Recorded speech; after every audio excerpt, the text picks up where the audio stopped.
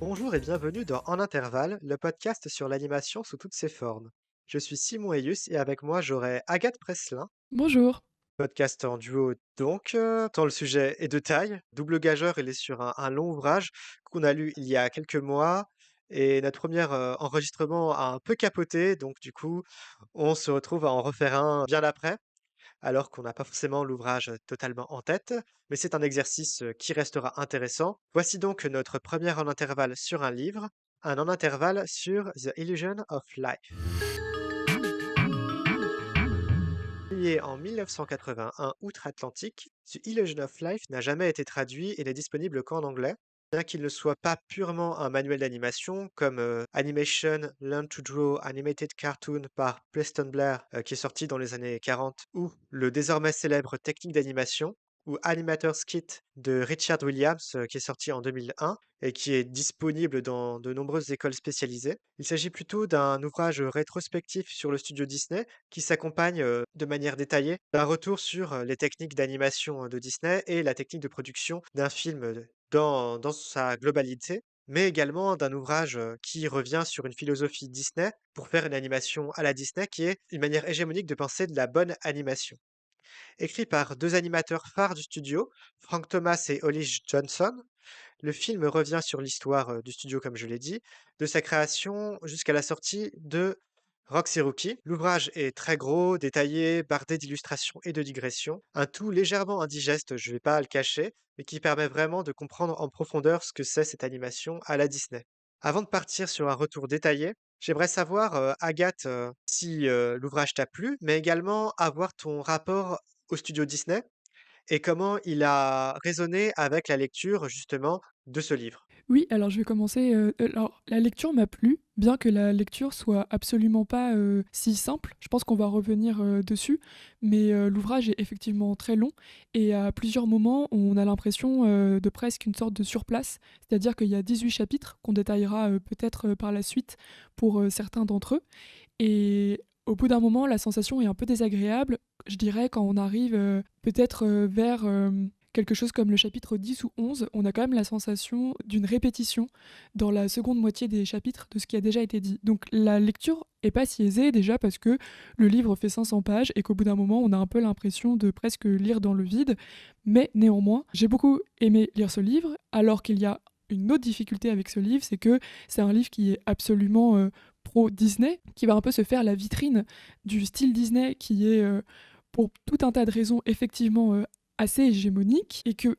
quelque part, bien que les deux animateurs, Thomas et Johnston, aient quand même, comment dire, par certains moments, un recul par rapport à Disney l'homme et par rapport à Disney le studio, ça reste quand même extrêmement proche du milieu d'où ils viennent. Et je pense qu'il y a tout un tas de moments où ils sont absolument pas critiques de ce qui a pu se passer ou se développer, soit au studio, soit dans le style même du studio. Et pourtant, j'ai quand même aimé ce livre. Pourquoi? Je vais essayer de le dire assez rapidement. Ce que j'ai beaucoup apprécié, c'est que c'est un livre qui propose beaucoup de ce que j'appellerais des données matérielles. Ça veut dire qu'à beaucoup de moments, on va avoir des documents de travail, certes, mais on va aussi avoir toute une histoire matérielle du studio Disney. On va avoir beaucoup d'indications sur comment étaient constitués les studios, où étaient les différents départements, quelles étaient les relations hiérarchiques. Et ça, c'est très précieux pour avoir une idée un peu de ce que c'est que la chaîne de production de l'animation, mais même, même de tout le film, y compris en termes de production, etc. Qu'est-ce que c'est qu'une chaîne qui permet l'existence d'un film d'animation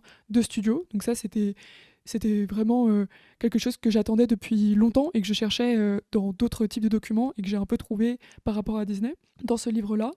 Et surtout, je pense que le livre peut être apprécié si on a une certaine distance. Ça veut dire que si on ne lit pas le livre pour ce qu'il promet, parce que si on lit le livre pour juste avoir un compliment sur 500 pages et une espèce d'adoration de Disney, ça peut être un peu lourd. Et donc on peut pas aimer exactement le livre pour ce qu'il propose de faire. On peut pas non plus aimer le livre pour des attentes qu'on aurait. Par exemple, moi je pensais que ce serait une sorte de manuel et d'ailleurs, les animateurs qui l'écrivent s'en défendent, mais c'est pas vraiment un manuel. Par contre, et ça c'est des choses sur lesquelles je vais aussi beaucoup revenir, on peut aimer le livre si on a envie à un moment donné de comprendre qu'est-ce qui fonde ou qu'est-ce qui soutient Disney, donc là le studio et aussi le style d'animation Disney, qu'est-ce qui fait que ce style et ce studio c'est quand même une idéologie très précise. Et en fait,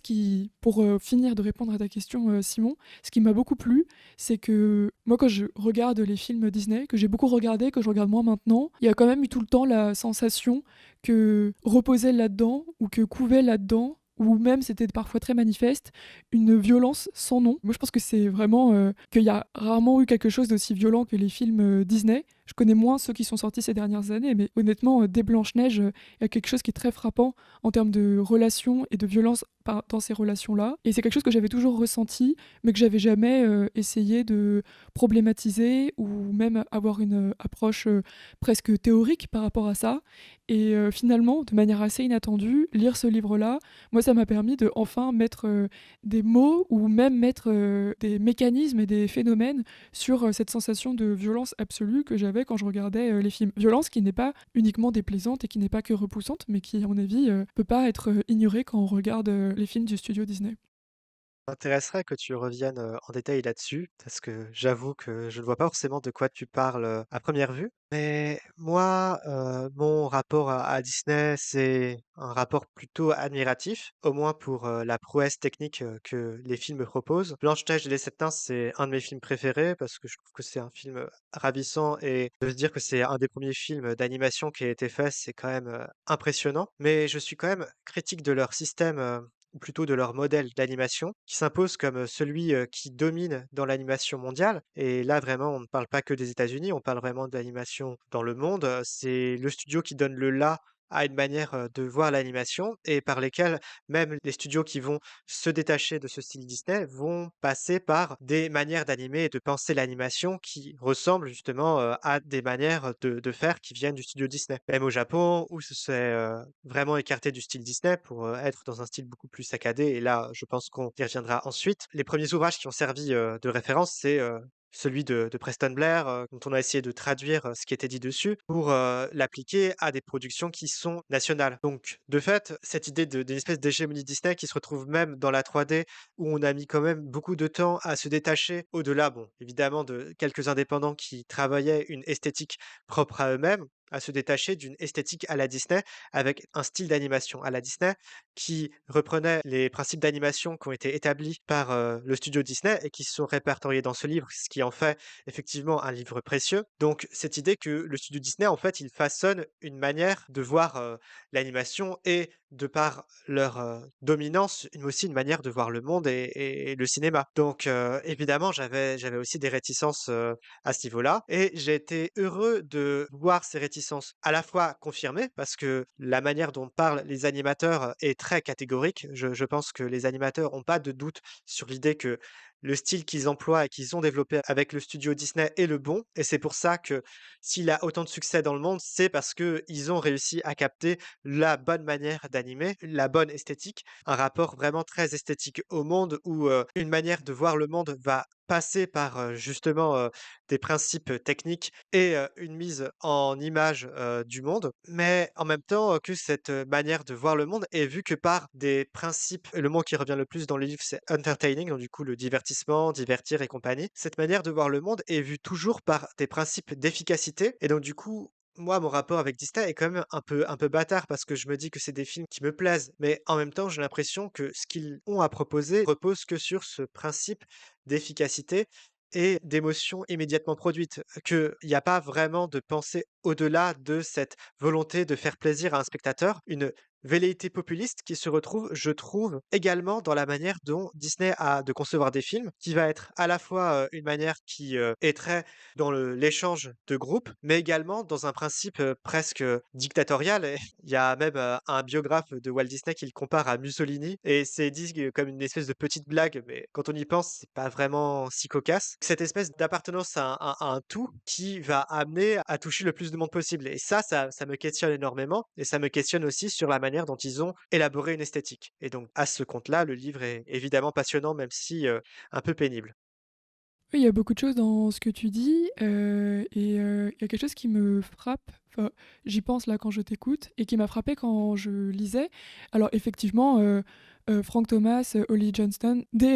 comme tu dis, dès l'introduction, Thomas et Johnston vont effectivement nous prévenir assez rapidement que, il s'agit de faire la promotion littéralement du style que eux ils ont l'impression d'être, effectivement, le bon. Ils vont, vraiment estimer que le monde a besoin, qu'il y ait un héritage Disney. Cet héritage, c'est le style d'animation Disney, que c'est un savoir littéralement à préserver et que cette préservation va se faire en relatant comment elle s'est développée. Et ce qui est assez intéressant, c'est que il y a quelque chose de tellement franc, mais que du coup on peut assez facilement accepter de lire quelque chose qui a été écrit par deux personnes qui estiment que elles sont en train de résumer le meilleur style d'animation que la Terre ait porté. Et ce qui est assez drôle, c'est que ce style d'animation, cette animation spécifiquement, elle repose sur des choses qui sont extrêmement vieillottes. Et ce qui est assez perturbant, c'est la manière dont les films Disney fonctionnent, dont ils peuvent être appréciés, moi y compris. Enfin, je veux dire, j'ai été un peu critique et j'y reviendrai, mais en vérité, il y a énormément de films Disney que j'aime et dont effectivement tous ces films et ce style d'animation continuent d'avoir une assise phénoménale en termes d'influence dans le monde et au travers des années. Mais ce qui est vraiment bizarre, c'est que ça repose sur une conception de l'animation, mais pas seulement de l'animation, mais aussi de la vie et aussi de la société, etc., qui est complètement, mais vraiment vieillotte. C'est même pas traditionnaliste, même pas conservatrice, même si je reviendrai, mais moi je pense qu'il y a des éléments conservateurs, mais vraiment une conception de la vie qui, je pense, est bizarrement morte dans les années 70, mais pas pour Disney. Qu'est-ce que je veux dire? Je veux dire que la vision de l'animation par Disney est extrêmement anthropomorphique et aussi est beaucoup centrée autour des émotions, autour de l'humain, autour de la croyance en une solidité absolue et aussi en la vérité d'une figure humaine qui n'est pas du tout remise en question et au contraire tout s'articule autour de ça, alors que j'ai l'impression que quand même à une certaine époque on s'est quand même rendu compte que tout ce qui était la figure humaine, tout ce qui était la solidité du sujet aimant, etc., il y a quand même une époque où on s'est rendu compte que c'était peut-être un peu dépassé, peut-être qu'on pouvait le remettre en question, peut-être qu'on pouvait chercher d'autres chemins. Disney, non. Disney, le studio, le style, etc., est toujours resté très proche de son attachement en la foi, en la vie comme l'humain. Et peut-être que pour que je sois un peu plus clair, il faut rappeler le titre de l'ouvrage qui est Illusion of Life. Et littéralement, Illusion of Life, c'est le principe, l'idéologie, le fondement de l'animation que va développer tout le livre. Et quand Thomas et Johnston affirment il faut qu'on fasse un héritage Disney, il faut qu'on apporte le style Disney aux générations futures pour que l'animation, en gros, continue d'être de qualité, en fait, ils entendent par là il faut que on fasse comprendre aux gens que la grande découverte de Disney, c'est l'Illusion of Life. L'Illusion of Life, c'est quoi? C'est que ces deux animateurs estiment qu'avant le style Disney, même s'il y avait déjà de l'animation, même s'il y avait déjà des films d'animation, il n'y avait pas de capacité pour le spectateur de croire en la crédibilité des personnages, il n'y avait pas de vie des personnages, pour tout un tas de raisons, et que tout à coup, quand Disney arrive, quand l'homme Disney, le studio Disney, l'animation Disney arrive et que tout ça se combine, va émerger quelque chose qui est le personnage, et pas n'importe quel personnage, le personnage auquel le spectateur peut s'identifier, le personnage où on a l'impression que véritablement il est en vie, c'est-à-dire cette fameuse Illusion of Life, et eux ils vont tout tourner autour de cette Illusion of Life, ils ne vont jamais la remettre en question, ils ne vont jamais essayer de saisir ses limites à cette Illusion of Life, au contraire il y a un chapitre, le chapitre 18, le tout dernier chapitre, est vaguement désespérant, parce qu'ils vont l'appeler d'autres types d'animation et le futur, comme une espèce de conclusion ouverte. En vérité, c'est pas du tout une conclusion ouverte, c'est une conclusion extrêmement fermée pour dire oh, ailleurs et dans le futur, on pourra continuer à améliorer cette illusion of life comme si ce truc-là, c'était vraiment le trou noir de la galaxie de l'animation et que c'était ce pourquoi l'animation existait et ce pourquoi elle existera encore. Et encore une fois, moi, ce qui m'a frappé tout au long de ma lecture, c'est à quel point ce principe, dont j'ai bien aimé voir le dérouler dans le livre, mais à quel point ce principe était vieillot et pourtant continuait à infuser mais tout, je pense, comme tu l'as dit d'ailleurs, Simon, c'est partout, cette fameuse illusion of life, plus ou moins. Oui, cette, partie où on revient à la fois sur le futur de l'animation, mais également sur toutes les techniques, d'animation qui existent ailleurs, m'a vraiment énervé parce que j'avais vraiment l'impression, qu'on balayait vraiment d'un revers de main toute animation qui ne viserait pas à justement, améliorer cette croyance, au personnage ou aux situations ou à une émotion qui viendrait en rapport avec, l'Illusion of Life à la Disney. Notamment quand ils, décrivent, le style UPA qui a été employé pour certains films Disney, il y avait toujours l'idée que comment on va maintenir l'Illusion of Life, peut-être qu'on peut faire, d'autres, styles d'animation également quoi, qu'on peut aussi s'attacher aux personnages sans qu'on passe par tous ces principes d'animation qui ont été élaborés par les animateurs. Et c'est quelque chose qu'on retrouve dès le début, du livre avec, justement, la description des studios Disney, à ses débuts qui, au départ, faisaient quand même des films et là, c'est quelque chose qui est jamais vraiment dit dans l'ouvrage, qui s'inspire énormément des frères Fleischer et les frères Fleischer, c'est qui? C'est des animateurs qui vont animer, notamment la célèbre Betty Boop, mais également Coco le clown ou Bimbo le chien. Des personnages qui vont être totalement élastiques avec, des décors qui vont sans cesse bouger, une animation qui est extrêmement dynamique et constamment en mouvement, qui va être vue comme une sorte d'ère primitive de l'animation, qui finalement résonne aussi avec leur manière de concevoir, la manière de raconter des histoires. Et ça, c'est quand même le socle extrêmement important chez Disney, c'est l'animation, ça ne se crée pas simplement pour elle-même ou pour servir des dessins qui ne sont pas du pathos ou de l'attache au personnage. C'est une animation qui ne fait pas ça, une animation qui ne sert pas ce pathos, cette illusion of life, est une animation qui est inférieure. Et donc du coup, il y a une visée très téléologique, c'est-à-dire qu'on part d'un point A pour arriver à un point B et ce point B sera nécessairement meilleur que le point A. Les films des frères Fleischer ont toujours du mouvement, sont des films burlesques qui ne servent qu'à faire rire, donc c'est moins bien que les films Disney. Alors que on pourrait voir ça autrement, on pourrait voir deux tangentes qui existent, la tangente Disney, donc du coup plutôt des films qui émeuvent et qui vont se baser sur le personnage, ou les films Fleischer qui vont se baser sur des mondes totalement fous et sur une manière de réinventer des gags burlesques et de les pousser jusqu'à leur paroxysme sans que ce soit servi justement par, un pathos. En gros, il pourrait y avoir, du Chaplin, chez Disney et les frères Marx, chez les Fleischer sans que ce soit quelque chose qui soit problématique. Mais pour Frank Thomas et Hollis Johnston, les premiers films Disney, les Alice Comedies, notamment, qui mêlent, animation et prise de vue réelle, c'est, l'âge un peu bébé bambin, de l'animation. Oui, c'est tout à fait, vrai ce que tu dis et c'est vrai que c'est très, curieux cette approche, qu'ont, Thomas et Johnston des cartoons, en parlant effectivement de tous ces courts métrages des années 20. C'est que finalement, ils vont dire des choses, très vraies sur le cartoon, c'est-à-dire que leur, analyse, des films Fleischer, leur, vague analyse aussi de peut-être de choses comme, Tex Avery et aussi leur admiration finalement pour, Winsor McCay, qui est peut-être le seul qui trouve grâce à leurs yeux et le seul qui, à leur sens, aurait déjà commencé à développer la notion de personnage. Tout ça, c'est très curieux parce qu'à la fois, ils ont une vraie manière de parler du cartoon. Ils relèvent tout un tas de choses du cartoon qui sont, comment dire, assez fines. Par exemple, ils vont parler de la raréfaction de l'espace dans les petits films cartoon, que par exemple, le plus souvent, on va avoir un personnage qui bouge et que en décor, on va pas avoir de décor. D'après eux, finalement, c'est Disney qui a inventé le décor. Ça, je pense que c'est discutable. Mais ils ont quand même une manière assez chouette de parler du décor dans les cartoons qui est peut-être de manière un peu trop schématique. Il y a souvent un personnage qui se déplace et puis au lieu d'un décor, on va souvent avoir quelques éléments assez isolés au fond de l'image ou en face du personnage. Par exemple, on va avoir une maison ou alors on va avoir un mur et finalement, ces objets qui existent dans l'image ne vont exister que pour que le personnage aille s'y précipiter, aille s'y cogner et servent ces espèces de gags destructeurs qui sont toutes ou au moins une grosse partie de l'essence du cartoon et finalement la maison elle est là pour exploser, le mur il est là pour que le personnage finisse par s'y écraser ou finisse par le traverser, etc. Et que quelque part eux avec le style Disney ils ont finalement ressenti le besoin à un moment donné de peupler le décor, de créer le décor, de commencer un peu à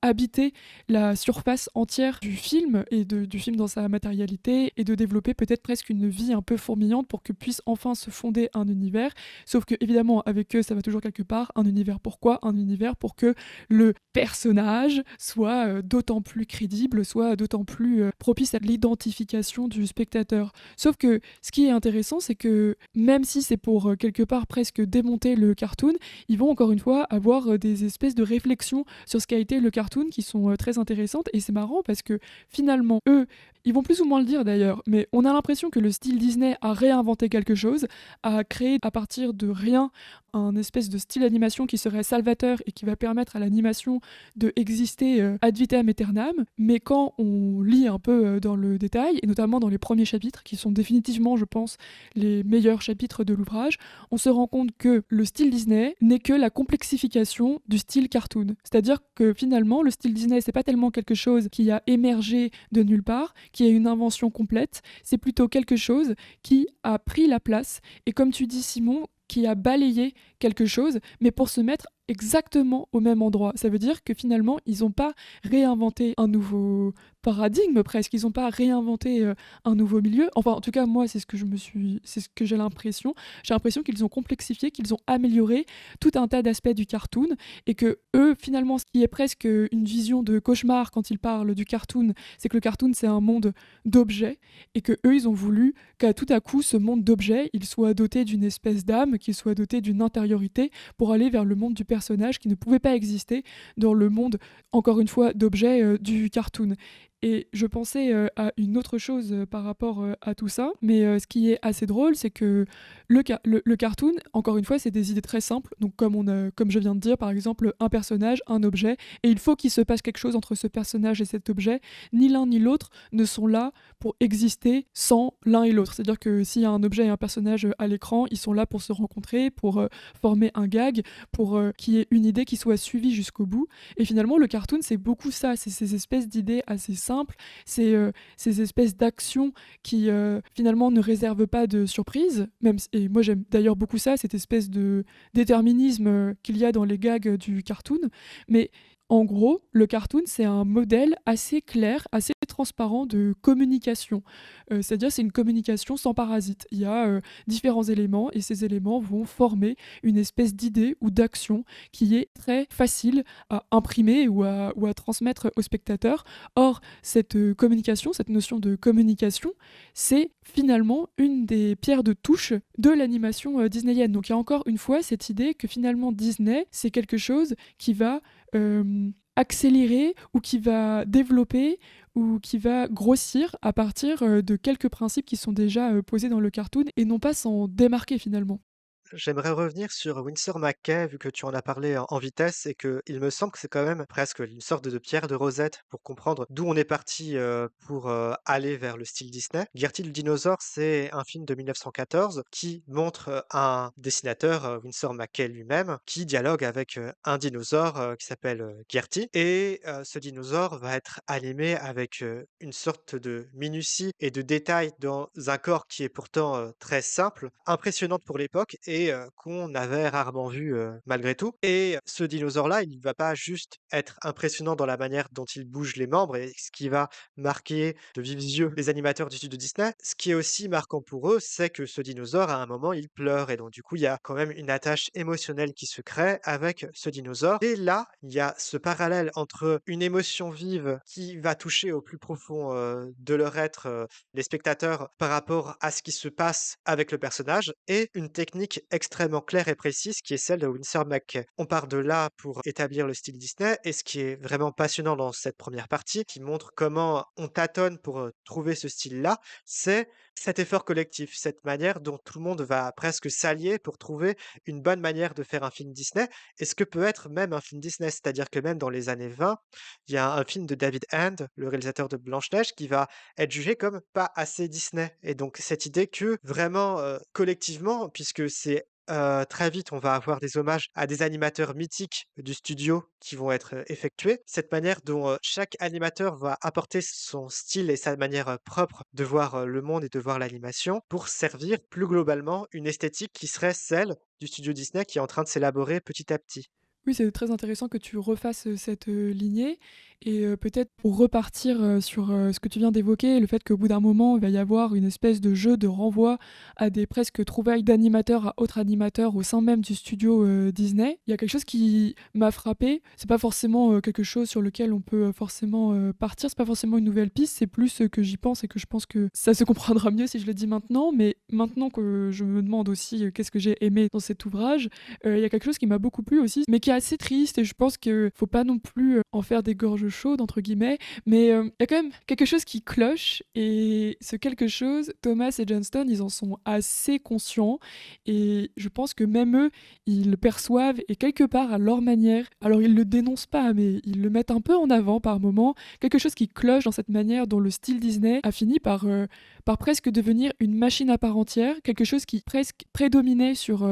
l'individu, sur les animateurs, une manière dont ce style a fini par devenir presque une espèce de créature individuelle qui, plus ça va, plus digérait le style des animateurs au dépens même de nouvelles inventions. Et il y a un ou deux points que je trouve assez clairs pour parler de ce phénomène, et surtout ce phénomène tel qu'il est rendu compte finalement par Thomas et Johnston en dépit de toute leur admiration et de tout ce qu'ils ont le sentiment de devoir à Walt Disney. Mais en même temps, ils ont travaillé toute leur vie pour ça, donc je comprends au bout d'un moment. Mais n'empêche, il y a quelques notes un peu plus sombres. La première chose, c'est que les premiers chapitres sont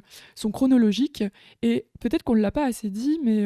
Thomas et Johnston, c'est des gens qui ont toujours travaillé quasiment chez Disney, qui écrivent leurs livres dans les années 80, mais qui vont vraiment avoir le désir de revenir sur toute la vie du studio. En fait, ils commencent même dans les années 20, et puis ils vont traverser les années 30, les années 40, etc. etc. Et cetera. Et ce qui m'intéresse, c'est que déjà,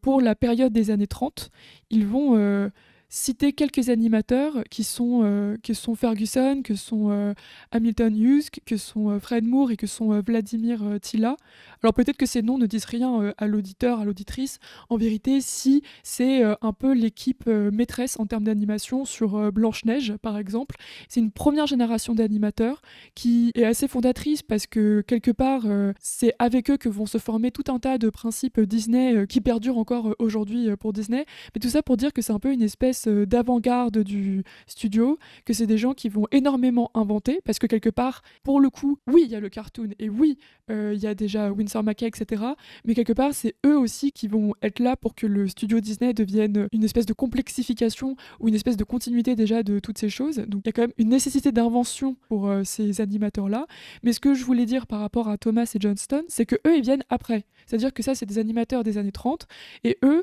c'est une espèce de seconde génération qu'on va connaître notamment sous le nom des 9 vieils hommes, les Nine Old Men, qui est un ensemble de 9 animateurs qui ne sont pas ceux que j'ai cités, qui sont des animateurs du coup plus jeunes et qui sont plutôt la pierre angulaire des années 40-50, peut-être la pierre angulaire surtout de l'âge d'or de Disney. Et Justin et Thomas, comme d'autres membres de cette nouvelle génération, ils sont tributaires de ces premiers animateurs plus anciens, parce que c'est ces animateurs plus anciens qui vont les former, qui vont leur transmettre une manière de faire, etc. Or, ces animateurs plus anciens, ils vont être chassés en fait, ils vont être éjectés par le studio Disney, parce que ces animateurs plus anciens, quelque part, c'était des gens qui se sont formés sur le tas, qui n'ont pas forcément fait d'école d'art, qui sont arrivés au studio Walt Disney parce qu'il fallait trouver un job, parce que c'était les années 20 et qu'en fait, ils venaient là, mais à la limite, ils auraient pu faire autre chose. C'est juste qu'ils se sont retrouvés au studio Disney. Et ces animateurs, ils vont beaucoup travailler pour le studio Disney. Thomas et Johnson disent ça à un moment donné. Il y a de plus en plus d'animateurs qui sont spécialisés. Il y a de plus en plus de jeunes recrues qui viennent directement d'écoles d'art, qui ont directement une certaine efficacité dans le dessin. Et en fait, ces quatre-là, qui ne peuvent plus suivre, ne peuvent plus aller à la vitesse de la spécialisation de l'animation. Et il y a quelque chose d'un peu funèbre. Et je pense que Thomas et Johnston écrivent aussi le livre à un moment donné pour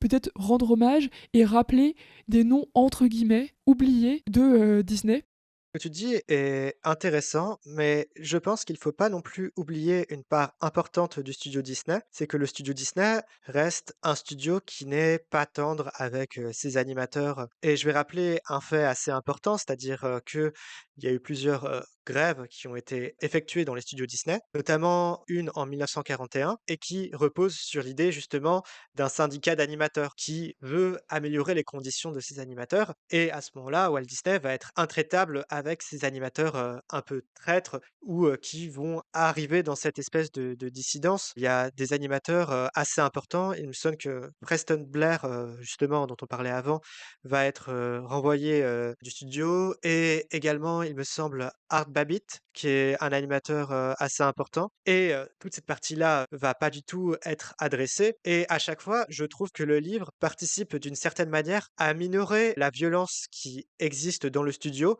c'est-à-dire des personnes qui finissent par s'en aller parce qu'ils ont des divergences. Ça va être très atténué et assez flou. On va toujours mettre en avant de manière très belle quand même, avec toujours les spécificités des animateurs qui rappellent le travail des fans d'animation maintenant qui vont dans des objets qui sont très unis et très uniformes, trouver les spécificités des animateurs dans le trait, dans leur manière de voir le mouvement. Ça, c'est quelque chose de beau. Mais ce qui est moins beau, c'est que tous les autres animateurs qui vont, par exemple, avoir une opinion qui va pas être celle de Disney vont souvent être ridiculisés, jamais être nommés, heureusement. Et encore, c'est toujours une manière quand même d'asseoir le statut, de Disney, en tant que créateur et en tant que presque génie, qui n'a quasi aucun défaut à part, sa légère excentricité loufoque qui est franchement, plus sympathique qu'antipathique. Oui, complètement, tu as raison de directement, nuancer, ce que j'ai dit et c'est vrai que cette note, un peu nostalgique, moi je l'appréciais parce que, tout simplement, elle permettait de ou elle forçait presque, je sais pas, Thomas et Johnston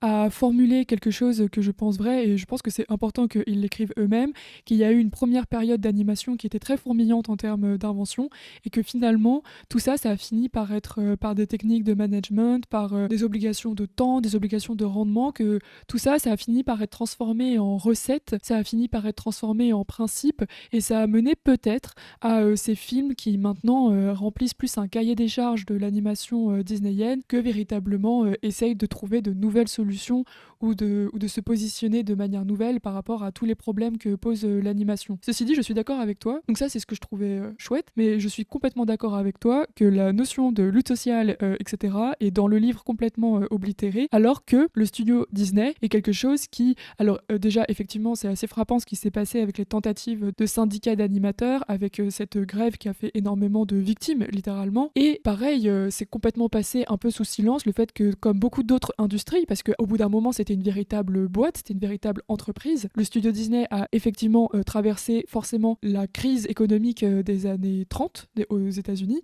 et que ça s'est traduit par un licenciement massif comme dans n'importe quel autre. Je dis pas n'importe quel autre parce que je trouve ça normal. Je dis que comme n'importe quelle autre industrie, etc., il a fallu faire ce truc qui est quand même assez effrayant, que tout simplement, au bout d'un moment, il a fallu faire des licenciements massifs. Alors, la parole est vaguement donnée à une personne qui travaille au département ancrage, je crois, et qui va vaguement témoigner du fait que c'était l'angoisse totale, qu'à une certaine époque, pendant cette crise économique des années 30, tous les soirs, je crois, tout le monde devait se mettre en rang et étaient lus des noms, et ces noms-là, c'était le nom des gens qui devaient partir et qui ne reviendraient pas le lendemain, parce qu'il n'y avait plus de capacité à leur donner du travail. Mais finalement, il y a un procédé assez bizarre, ça veut dire qu'il y a quand même un peu cette autocritique vague de 3 lignes, et tout de suite après, on ressaute immédiatement sur cette espèce de figure de Walt Disney qui était apparemment désolé de faire ça, mais finalement, c'est vrai, c'est comme tu dis, Simon, c'est limite si c'est pas écrit juste après, mais quel bon gars tout de même, et c'était peut-être le premier à pleurer dans son bureau.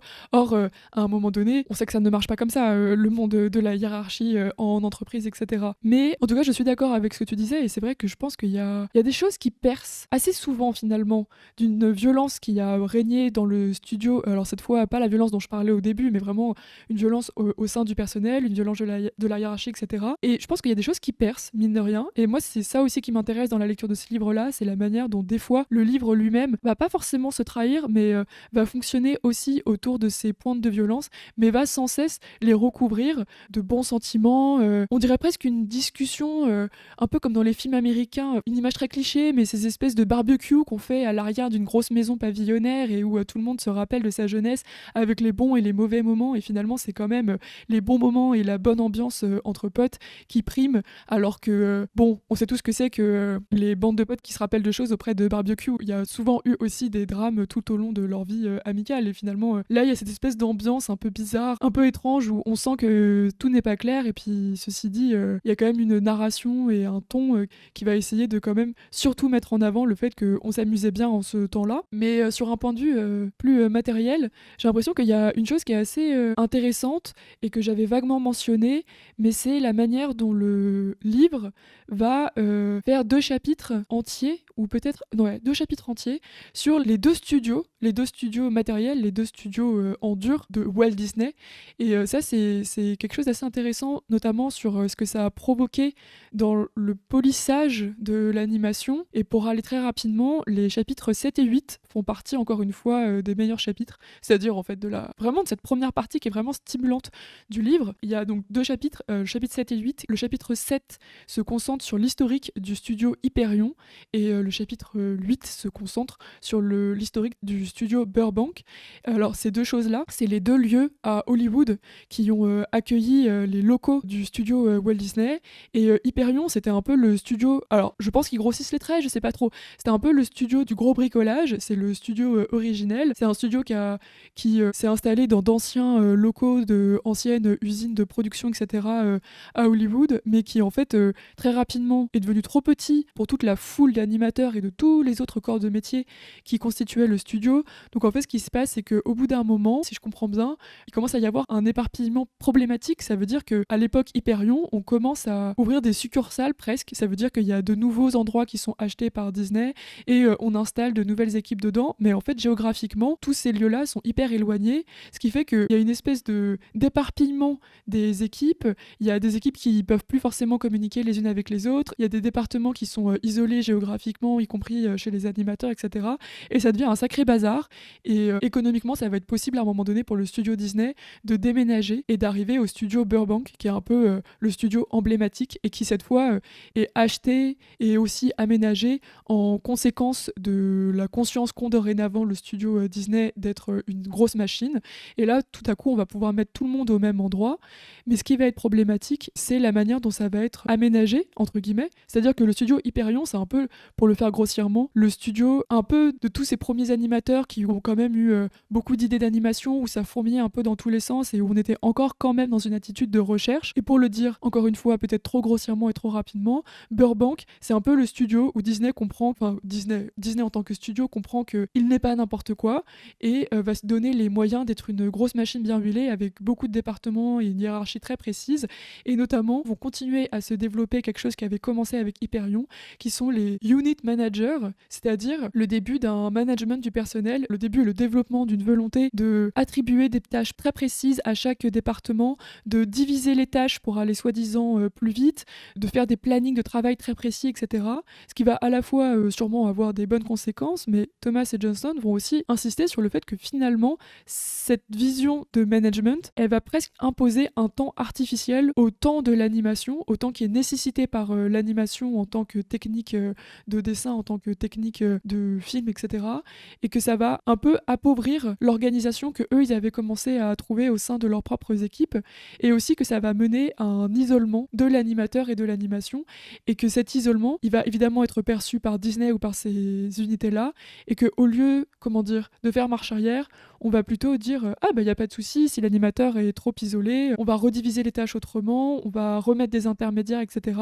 Et que finalement ça contribuait à la nécessité au bout d'un moment, pour que les gens puissent quand même continuer d'agir, de presque de donner des modes d'emploi de l'animation, de peut-être arrêter le fourmillement d'idées et de plutôt commencer à donner des clés d'animation, des manières d'animer, et à commencer peut-être cette période où les principes de l'animation ont cessé d'être sans cesse inventés et ont plutôt été répétés, répétés, répétés. Et honnêtement, aujourd'hui, c'est toujours le cas en fait. C'est encore une espèce de répétition de quelque chose qui maintenant remonte quand même aux années 40 et qui n'a pas forcément bougé follement, quoi. Parle pas mal de principes de l'animation et je pense que ça pourrait être intéressant justement de les récapituler. D'abord, j'aimerais préciser que la manière dont ont été élaborés les principes d'animation s'ancre aussi quand même dans une manière précise qu'ont eu les animateurs de théoriser leur travail, mais également dans cette volonté, encore une fois, de poser par la parole ou sur papier, comme cet ouvrage-là, une manière d'imaginer l'animation et de la retransmettre. Ce qui se voit avec l'ouverture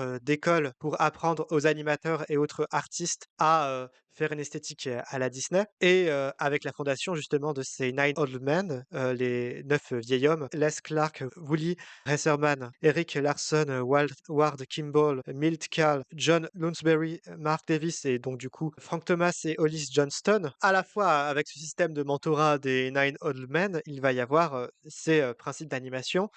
donc, compression et étirement, squash and stretch. Je pense que c'est sans doute le plus important, puisqu'il va poser cette idée que le corps et les objets fonctionnent par un principe de compression et d'étirement pour symboliser un mouvement par le dessin qui serait à la caméra symbolisé par exemple par un flou des personnes quand ils bougent, pour ajouter justement cette idée d'un volume et d'un corps qui se traduit justement par ces modifications. Par exemple, une balle, quand elle va atterrir sur le sol, elle va être un peu plus élastique pour montrer l'effet de la vitesse qu'a le sol sur cette balle, qui est, je trouve, la chose qu'on retrouve le plus dans l'animation de manière générale, même quand elle obéit pas aux autres principes d'animation des studios Disney. Généralement, il y aura toujours cette idée de déformation des corps et déformation des objets. L'anticipation, donc réfléchir au mouvement qui va être fait, par rapport à une pose, principale. La mise en scène et donc du coup l'animation, elle est mise en scène dans un décor en volume, comme une scène de théâtre ou comme, un plateau de cinéma. Il y a cette idée qu'il y a, de la profondeur et donc du coup, la mise en scène, c'est cette prise en compte de cette profondeur. L'animation en continu ou l'animation en pause par pause, soit l'animation, c'est, un mouvement qui va être imaginé image par image sans vraiment savoir d'où on part ou au contraire de faire une pause A et une pause B et d'imaginer des intervalles entre cette pause A et B. Continuité du mouvement initial, ou chevauchement des 2 mouvements consécutifs, c'est la manière dont, les mouvements vont se perpétuer même quand ils ont été effectués. Par exemple, on montre, l'image de, Patibulaire qui remonte son gros bidon, qui va rebondir, lorsqu'il va atterrir sur le sol. Ça va être justement cette continuité du mouvement qui va réagir à la vitesse et à une forme de physique propre au dessin animé, mais qui vient quand même d'une observation du réel. Ralentissement en début et fin de mouvement. Les mouvements au début et à la fin vont être plus précis par rapport à ce qui va se passer dans les intervalles où le mouvement va être beaucoup plus vif, pour justement montrer cette physicalité, du mouvement au début et à la fin. Trajectoire arquée, c'est la manière dont la trajectoire, d'un corps ou d'un objet va aussi obéir à une forme de trajectoire en arc. Détail secondaire en mouvement, ça c'est une traduction assez naze de, la secondary action. En mouvement, c'est plutôt que à travers un mouvement, par exemple, de bras, il va y avoir aussi un mouvement de pied qui va se mettre en place et donc du coup qu'un un mouvement, d'un membre d'un corps va logiquement dans le corps humain s'accompagner d'un autre mouvement dans un autre corps, que ça va pas juste être un mouvement d'un corps très précis qui va être animé, mais que ça va avoir une action sur le visage ou sur les jambes et cetera. Donc c'est de ça dont on parle quand on parle de détails secondaires en mouvement. Le timing, bon là, c'est juste, capter la manière dont, le corps, fonctionne par rapport à un temps qui se fait sur, la bonne animation de ces corps-là. L'exagération, c'est l'idée que un mouvement dans l'animation, ce n'est pas qu'un mouvement, mais c'est un mouvement exagéré. Le dessin en volume, ça rejoint cette idée de mise en scène, c'est-à-dire que le dessin doit avoir aussi des caractéristiques de la 3 dimensions en lui-même et le charisme. Et là, je pense que c'est ce qui a fait le succès du studio Disney en tant que, au moins, mascotte. Pourquoi Mickey Mouse orne les t-shirts de nombreux bambins à travers le monde? C'est parce que ce personnage, il a quelque chose d'extrêmement charismatique dans son design et dans sa manière d'être animé. Et parfois, le design et l'animation vont s'opposer à cette idée de charisme, c'est-à-dire que le personnage de Mickey est beaucoup plus charismatique quand il était un cartoon que quand il va se complexifier et qu'on va y ajouter des pupilles. Il va être beaucoup moins mignon, mais va gagner énormément en expression. Oui, bah, je pense que c'est très bien, et très, courageux aussi, de repasser par, tous ces principes-là qui sont assez nombreux, et qui, à mon avis, même si c'était peut-être, un peu long, mais personnellement j'ai pas trouvé, c'est quand même nécessaire de rappeler tous ces principes-là puisque, au bout d'un moment, c'est un peu ça, c'est un peu ces principes-là qui sont, quelque part, la recette ou le mode d'emploi de comment, atteindre, l'illusion of life. C'est un peu grossier, mais finalement c'est quand même un peu dans cette grossièreté-là aussi que se pose, le livre. Et pour te permettre de te reposer, Simon, et aussi parce que c'est des choses auxquelles j'ai pensé pendant que je lisais, j'ai l'impression que ces principes-là et globalement tout ce qui anime en fait l'animation disneyenne va reposer autour de l'idée de communication. On en a déjà un peu parlé, mais ça me semble important de revenir encore sur ce terme-là. Et la communication, ça va mener à toutes sortes de choses, et notamment à la violence qui, moi, m'intéresse et qui, j'ai l'impression, a été presque éclairée par la lecture de cet ouvrage, alors qu'avant, c'était plus des choses que je voyais et je me disais « Ah ouais, d'accord, ok ». Mais comment dire, sans plus de réflexion que ça. Il y a plusieurs choses à dire. D'abord, la communication, c'est si il y a quelques éléments absolument importants de l'ouvrage, qui sont l'Illusion of Life, et qui sont aussi la notion de personnage, j'ai l'impression que la communication, c'est une des autres composantes hyper importantes du livre, et aussi hyper importante du style Disney. On en a déjà parlé, notamment quand on évoquait les cartoons, mais il y a vraiment cette volonté pour le studio Walt Disney de presque considérer l'animation comme une étendue de communication, comme une étendue d'information, et qu'il faut agencer de manière à ce que ce soit totalement clair et totalement perceptible par le spectateur, et qui va guider totalement la notion d'écriture des histoires, et aussi la mise au point de l'animation des personnages, et aussi des relations des personnages entre eux, et aussi de leurs relations avec les décors, etc. Et il y a toujours ce principe-là qui découle des cartoons, et que Disney va un peu complexifier. Et complexifier, encore une fois, c'est pas améliorer, c'est juste multiplier, faire grossir, rendre plus fourmillant. Mais en tout cas, moi je pense que pas toi Simon et moi non plus, on commencera à avoir un discours en tout cas d'amélioration, contrairement au livre. Mais en tout cas, la communication elle est là parce qu'il y a toujours cette espèce de principe que doivent garder les animateurs en tête, que pour une idée, donc pour une idée d'histoire, pour une idée de narration, pour une idée, il faut une action, et cette action elle doit être absolument huilée, elle doit être absolument pensée dans tous ses paramètres pour que le spectateur reçoive l'idée. Et en fait, il y a cette idée qu'une image, c'est composé de tout un tas de symboles. Donc il y a des symboles personnages, des symboles décors, etc. Et ce que doit soigner l'animateur, au sens de Thomas et Johnston, c'est les relations qui vont régir tous ces symboles, et les symboles eux-mêmes doivent être assez transparents. Et c'est ça aussi qui est des fois un peu irritant, mais dans les films Disney, un personnage méchant, c'est un personnage méchant, et tout dans son attitude, dans son design, dans la manière dont il va interagir avec d'autres figures, va être placé sous la notion de cette idée de méchant,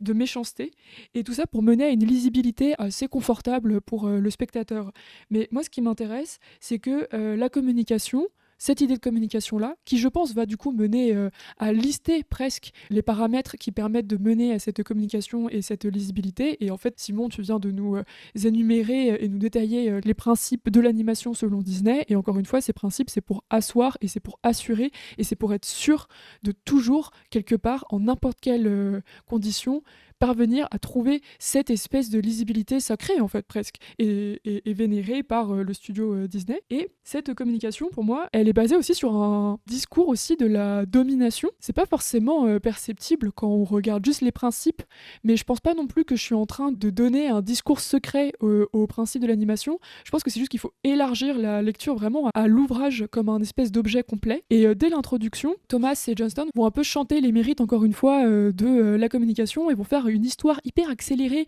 de l'animation, et surtout avant tout, avant l'animation, de la communication. Ça veut dire que la communication est descendue sur Terre un jour, et l'animation en a découlé, et l'animation en est une espèce de vecteur sacré. Mais en fait, c'est vraiment la communication qui intervient avant tout presque. Et alors, évidemment, il y a cette espèce d'idée très galvaudée, mais honnêtement, c'est pas les seuls, mais que la communication a commencé dans les grottes de Lascaux. Alors oui, forcément, quand les hommes ont commencé à peindre des figures d'animaux, c'était aussi pour communiquer. Mais il y a un autre exemple qui m'intéresse, et après je vais faire la synthèse des deux exemples. L'autre exemple, c'est qu'ils vont dire, alors littéralement, l'homme descend du singe, le singe est un primate, et qu'est-ce qu'on observe chez les primates? On observe qu'il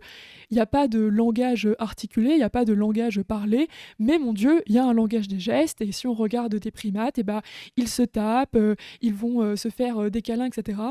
Les câlins, pas trop, vraiment, plus ils se tapent. Et en fait, ce qui m'intéresse, c'est que quand ils parlent des Lascaux, ils vont parler d'une communication qui est possessive. Ça veut dire que les hommes de Lascaux, selon Thomas et Johnston, quelque part, ils dessinent des choses pour les posséder. Ils dessinent les animaux pour les posséder, pour communiquer l'idée qu'ils sont en train de les tuer, qu'ils sont en train de s'en emparer. Eux, ce qu'ils veulent dire avec les primates, c'est que les primates, finalement, même sans mots, ils nous font passer des idées et que l'animateur doit faire pareil. Ça veut dire que l'animateur, simplement en animant deux personnages, et même sans les faire parler, il doit nous faire passer l'idée de la situation qui régit ces deux personnages. Ça, c'est ce qu'ils veulent dire. Mais ce qu'ils disent aussi, et je suis pas sûre qu'ils soient en train de le voir, c'est qu'ils n'utilisent que des exemples de violence. Et notamment, quand ils parlent des primates, ils ne parlent que des primates qui ont des gestes du style se taper, acquérir un territoire, faire comprendre qui est le plus fort. Et ce qui est drôle, c'est qu'en ne prenant que ces exemples-là de toute la gestuelle des primates, finalement, il y a une notion de domination, une notion de prendre le pouvoir, etc. Et on a une espèce d'emphase sur des corps qui sont dans des actions de pouvoir. Et en fait, finalement, c'est ce que sont les films Disney. Alors, c'est ce que sont les courts-métrages des années 20, mais comment dire, il y a quand même presque une pantomime violente dans les corps et dans les personnages et dans les figures des films Disney, et on est quand même toujours quasiment sur des gens qui se font la cour, mais de manière un peu libidineuse et bizarre, et avec des rapports de force entre les sexes, parce que c'est des films qui sont très binarisés selon l'idée qu'il y a des hommes et des femmes. C'est aussi toujours des rapports de propriété, c'est des films où on se tape énormément, mais on se tape quand même pour obtenir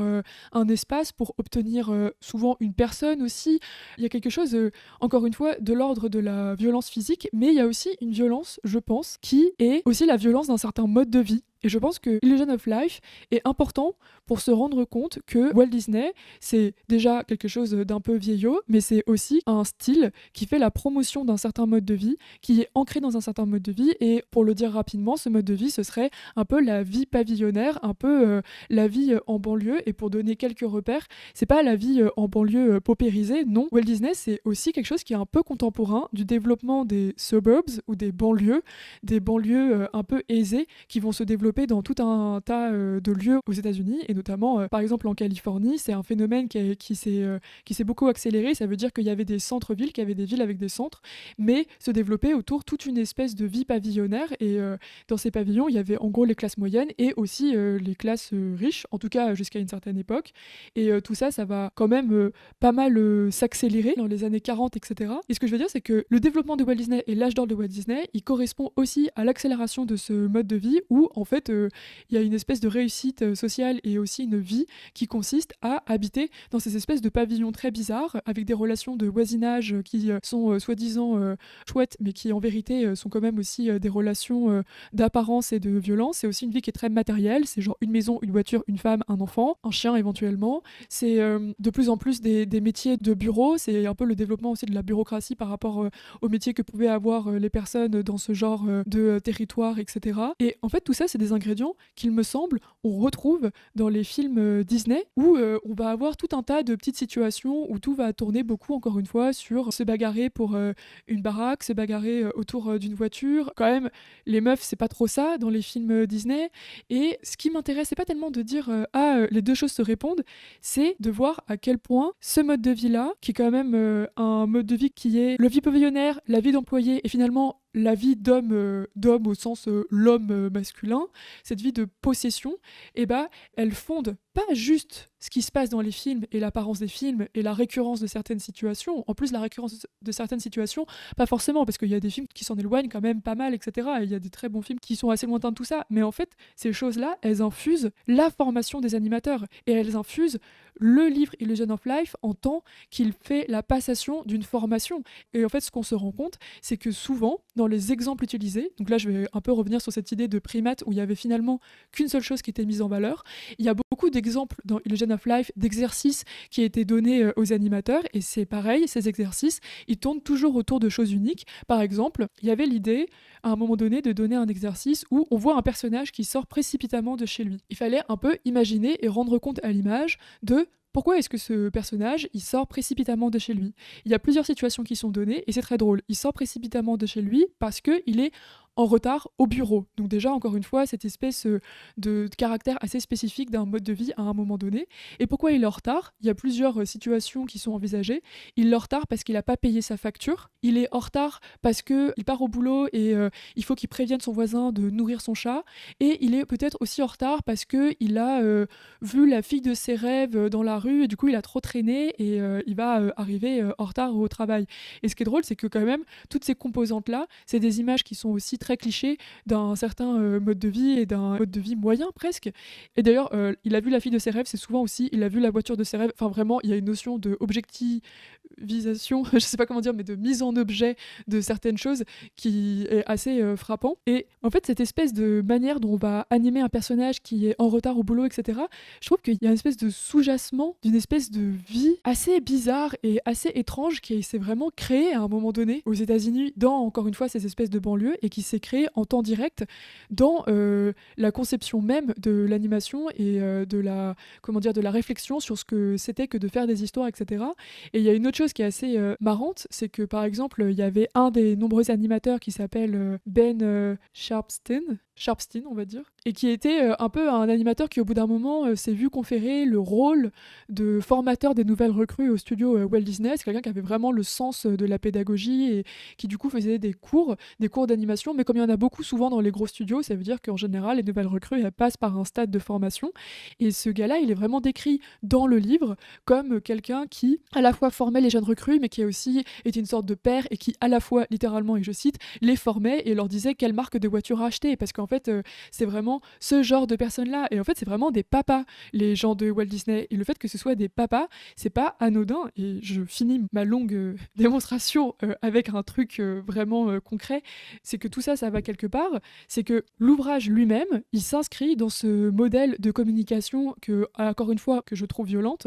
C'est-à-dire que l'ouvrage lui-même, il a, et ça c'est intéressant, et moi ça m'a intéressé, je dis pas que j'épouse ça, au contraire, même ça me repousse. Mais par contre, ça m'intéresse follement par rapport à la lecture de Illusion of Life, c'est se rendre compte que le livre est de cette même matière que le fonctionnement de formation et que l'amour pour la communication, etc., du studio Disney, et que finalement, dans le livre aussi, dans l'écriture même, dans les exemples employés, mais même dans le style d'écriture, il va y avoir cette espèce vraiment de communication qui annonce une ère assez violente, qui est l'ère du management, qui est l'ère de l'efficacité. Et c'est un livre où notamment, va y avoir un ton de voix très particulier dans la manière de s'adresser aux spectateurs, et surtout, va y avoir cette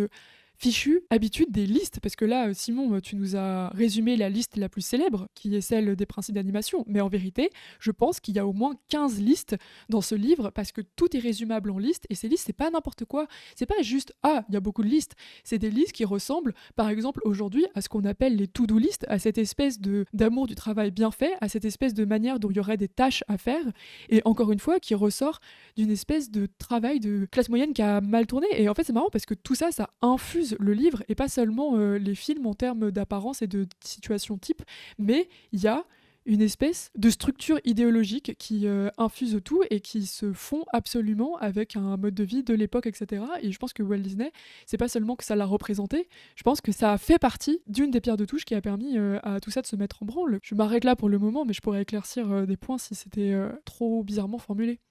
Ce dont tu parles me fait énormément penser au monomythe. Tu vois ce que c'est le monomythe? Eh bien non, alors je te propose de m'éclairer, Simon. Le monomythe, c'est un des textes les plus importants qui a été écrit sur, la manière d'envisager la fiction au XXe siècle. Il a été fait par Joseph Campbell et il dit grosso modo que tous les mythes dans toute l'histoire de l'humanité, limite, il commence sa dissertation par, «Depuis la nuit des temps», est mû par une histoire commune qui va se répéter au fur et à mesure des fictions qui vont être élaborées par l'humanité et que c'est ce monomythe reproduit, de civilisation en civilisation, d'œuvre en œuvre qui, va, être le matériau commun à, une, culture, populaire, et les exemples les plus célèbres d'œuvres, influencées par, cette théorie sont, Star Wars, par exemple, mais on peut citer aussi James Cameron avec, Avatar, 2 objets qui effectivement ont eu un énorme succès. Mais ce qui est intéressant avec le monomythe, c'est que, un, on retrouve cette idée d'une communication efficace où par cette idée de mythe commun avec, un cycle qui se répète indéfiniment puisque le monomythe fonctionne dans une sorte de cycle de narration avec, une même histoire qui est constamment répétée. Il va y avoir, l'idée que, les gens vont comprendre, le plus facilement, l'histoire qui est racontée, mais c'est aussi un récit qui met en avant, une aventure, un combat, quelque chose de guerrier, mais souvent un modèle familial assez strict, souvent une idée de bataille qui va être, entre 2 antagonistes, des, topos qui reviennent régulièrement de fiction en fiction et des topos qui sont eux aussi souvent guerriers. Pas forcément de la même manière dont tu envisages les choses, même si le fait que ça a été développé, à la première moitié du XXe siècle et même, Joseph Campbell, il, étudiait déjà pendant la Seconde Guerre mondiale, ou même avant. Mais voilà, cette espèce d'imaginaire guerrier qui est reproduit et aussi, dû à l'époque dans laquelle il écrivait, avec l'idée de grands hommes qui vont, construire des fictions. C'est quelque chose qui, peut être intéressant parce qu'on peut construire des vraies aventures, on peut construire quelque chose de très important avec. Mais le problème, c'est que je trouve que le monomythe tel qu'il est employé, il va être aussi hégémonique que le style Disney peut l'être. C'est-à-dire que on va retrouver quand même des manières de concevoir la fiction extrêmement précises et répétitives. Et ça me rappelle, un texte de Ursula Le Guin, la célèbre, écrivaine de science-fiction, la théorie, du panier, la The Carrier Bag Theory, où, au lieu de s'attarder sur les combats guerriers, des hommes qui vont se battre, les uns avec les autres dans une reprise perpétuelle, du combat de l'humanité contre elle-même, on va plutôt s'intéresser à la femme qui va cueillir des baies dans son panier ou alors va y mettre des cailloux ou même, pourquoi pas, un homme qui va, se promener et justement remplir son panier, de mille et une choses ou voir même comment ce panier a été construit. De décloisonner le regard pour s'attarder sur les petites choses qui font, à mon sens, aussi la grandeur de certaines fictions et je pense que les fictions gagneraient de manière massive à, décloisonner les perspectives pour s'attarder aussi sur le personnage et c'est intéressant parce que le studio Disney dit toujours partir du personnage pour ensuite étudier, comment ces personnages vont être mis dans la fiction, mais finalement, dans la manière dont ils conçoivent des récits et la manière dont ils font le récit le centre même de chacun de leurs films, bah, au final, le personnage est presque noyé dans un récit qui est plus important que lui-même. Et je pense à un exemple très précis, c'est Bernard et Bianca. Bernard et Bianca, c'est un film qui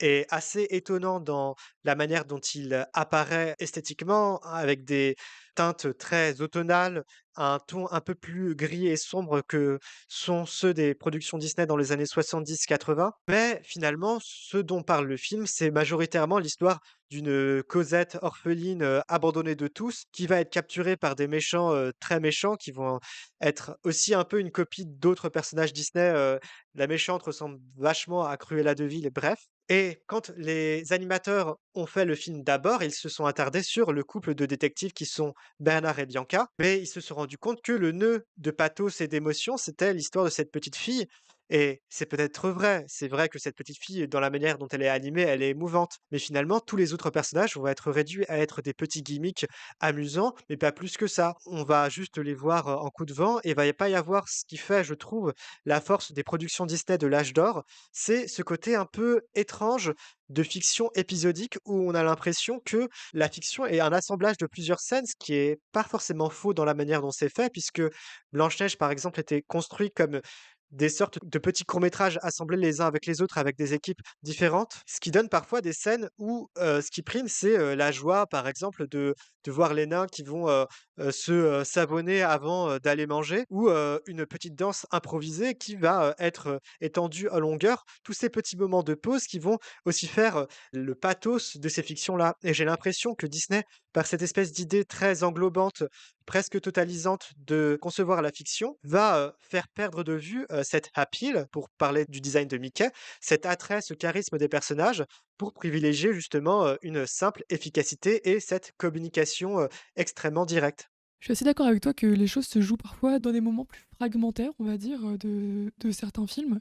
Notamment, je crois que toi, dans Blanche-Neige, tu aimes beaucoup une scène où vraiment c'est une scène qui est gratuite. Ça veut dire Blanche-Neige, je crois, est quand même un peu triste et surmenée parce que mine de rien, quelqu'un essaye de la tuer. Elle est chez les sept nains et il y a tous les animaux qui sont présents. Il y a vraiment un peu tous les habitants de la forêt, quoi, littéralement, parce que cette forêt, c'est quand même un sacré lotissement. Et tout le monde est chez les sept nains et tout à coup, quelqu'un va se mettre à jouer. quelqu'un va se mettre à danser. Et alors moi, Blanche-Neige, c'est un film que j'aime pas du tout, pour tout un tas de raisons. Mais j'aime aussi cette scène-là. Et je me rappelle que quand tu m'avais dit que toi, tu l'aimais pour beaucoup de raisons, et notamment pour cette scène-là, j'étais très contente de ça. Mais qu'est-ce qui se passe avec cette scène-là? C'est que tout à coup, tout le monde est dans une même pièce, et il y a tous les personnages qui se mettent donc à jouer et à danser. Blanche-Neige, c'est vraiment, encore une fois, je trouve, un des films les plus violents et les plus mesquins de Walt Disney pour tout un tas de types de situations. Par exemple, les nains, moi, je supporte pas leur relation de toujours se taper dessus, toujours se piéger. Je supporte pas tellement plus le côté étriqué de la forêt, où j'ai l'impression que vraiment, dans les arbres, il y a des résidences de hiboux. Enfin, vraiment, ce côté toujours très organisé des films Walt Disney, que dans les arbres, il y a des maisons de hiboux, sur les branches, c'est limite s'il n'y a pas des pavillons à écureuils. Et, enfin, cette espèce de vie complètement pas du tout réelle. Bref, a priori, là, ce que je suis en train de dire, c'est que je n'aime pas le film Blanche-Neige. C'est pas vraiment vrai. Il y a quelques moments que j'aime beaucoup, et notamment, encore une fois, cette scène nocturne où il y a toujours les mêmes animaux, les mêmes nains, la même Blanche-Neige que vraiment j'aime pas quasiment pendant tout le film. Et là, tout le monde se met à danser et à jouer. Et là, c'est fantastique parce que c'est plus simplement les animaux de la forêt, c'est plus simplement Blanche-Neige, c'est plus simplement les nains. Déjà, c'est une séquence où tout le monde va danser et va arrêter de se taper dessus, ce qui est assez chouette. Mais surtout, tout à coup, il y a encore une fois cette notion de fragment, et où, quelque part, la situation va l'emporter sur le simple désir de caractériser les personnages, de rendre tout extrêmement clair, etc. Alors oui, c'est clair, parce que je pense que ça a demandé un certain travail pour synchroniser tous les mouvements de autant de personnages différents. Il ne s'agit pas de dire que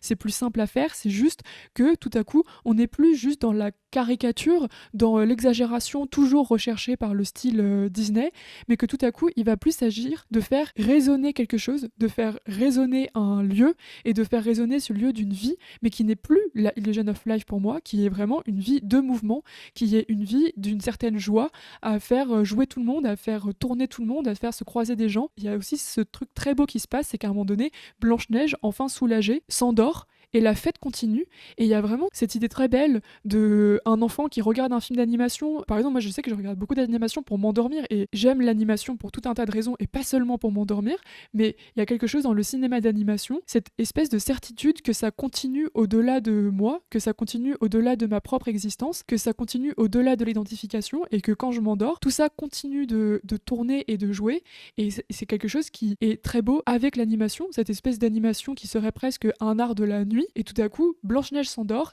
et le film continue, et c'est cette ambiance-là, cette situation-là, ça continue, qui tout à coup va être mise au centre, et qui va enfin sortir du sacro-saint personnage, et qui, paradoxalement, et ça rejoint ce que tu dis, va tout à coup vraiment faire vivre tout le monde. Et tout à coup, pour moi, c'est évident qu'il y a des nains dans cette maison, qu'ils ont des amis, et que la nuit, eh ben, c'est fête à la maison. Et c'est marrant parce qu'il y a un court-métrage qui est un peu une tarte à la crème, j'ai envie de dire, qui est The Old Mill, qui est le vieux grenier, qui a été fait en 1937, et qui du coup est plus issu de cette période un peu de quand Walt Disney faisait uniquement des films au format court, parce que je crois que Blanche-Neige c'est vraiment leur tout premier long métrage, mais avant ça, eux, ils ont des dizaines, des dizaines, des dizaines de courts métrages où ils ont commencé à expérimenter justement tous ces principes, etc. Et je dis que c'est une tarte à la crème, ce court-métrage-là, parce que je pense qu'il a été apprécié de manière très académique, qu'il a quelque chose de très sérieux, etc. C'est-à-dire qu'en fait, moi, j'aime bien ce court-métrage-là, et c'est presque paradoxal, parce que j'arrête pas de dire qu'il y a des tas de choses qui me déplaisent chez Walt Disney, mais je suis peut-être en train de exemplifier tout ça avec un cas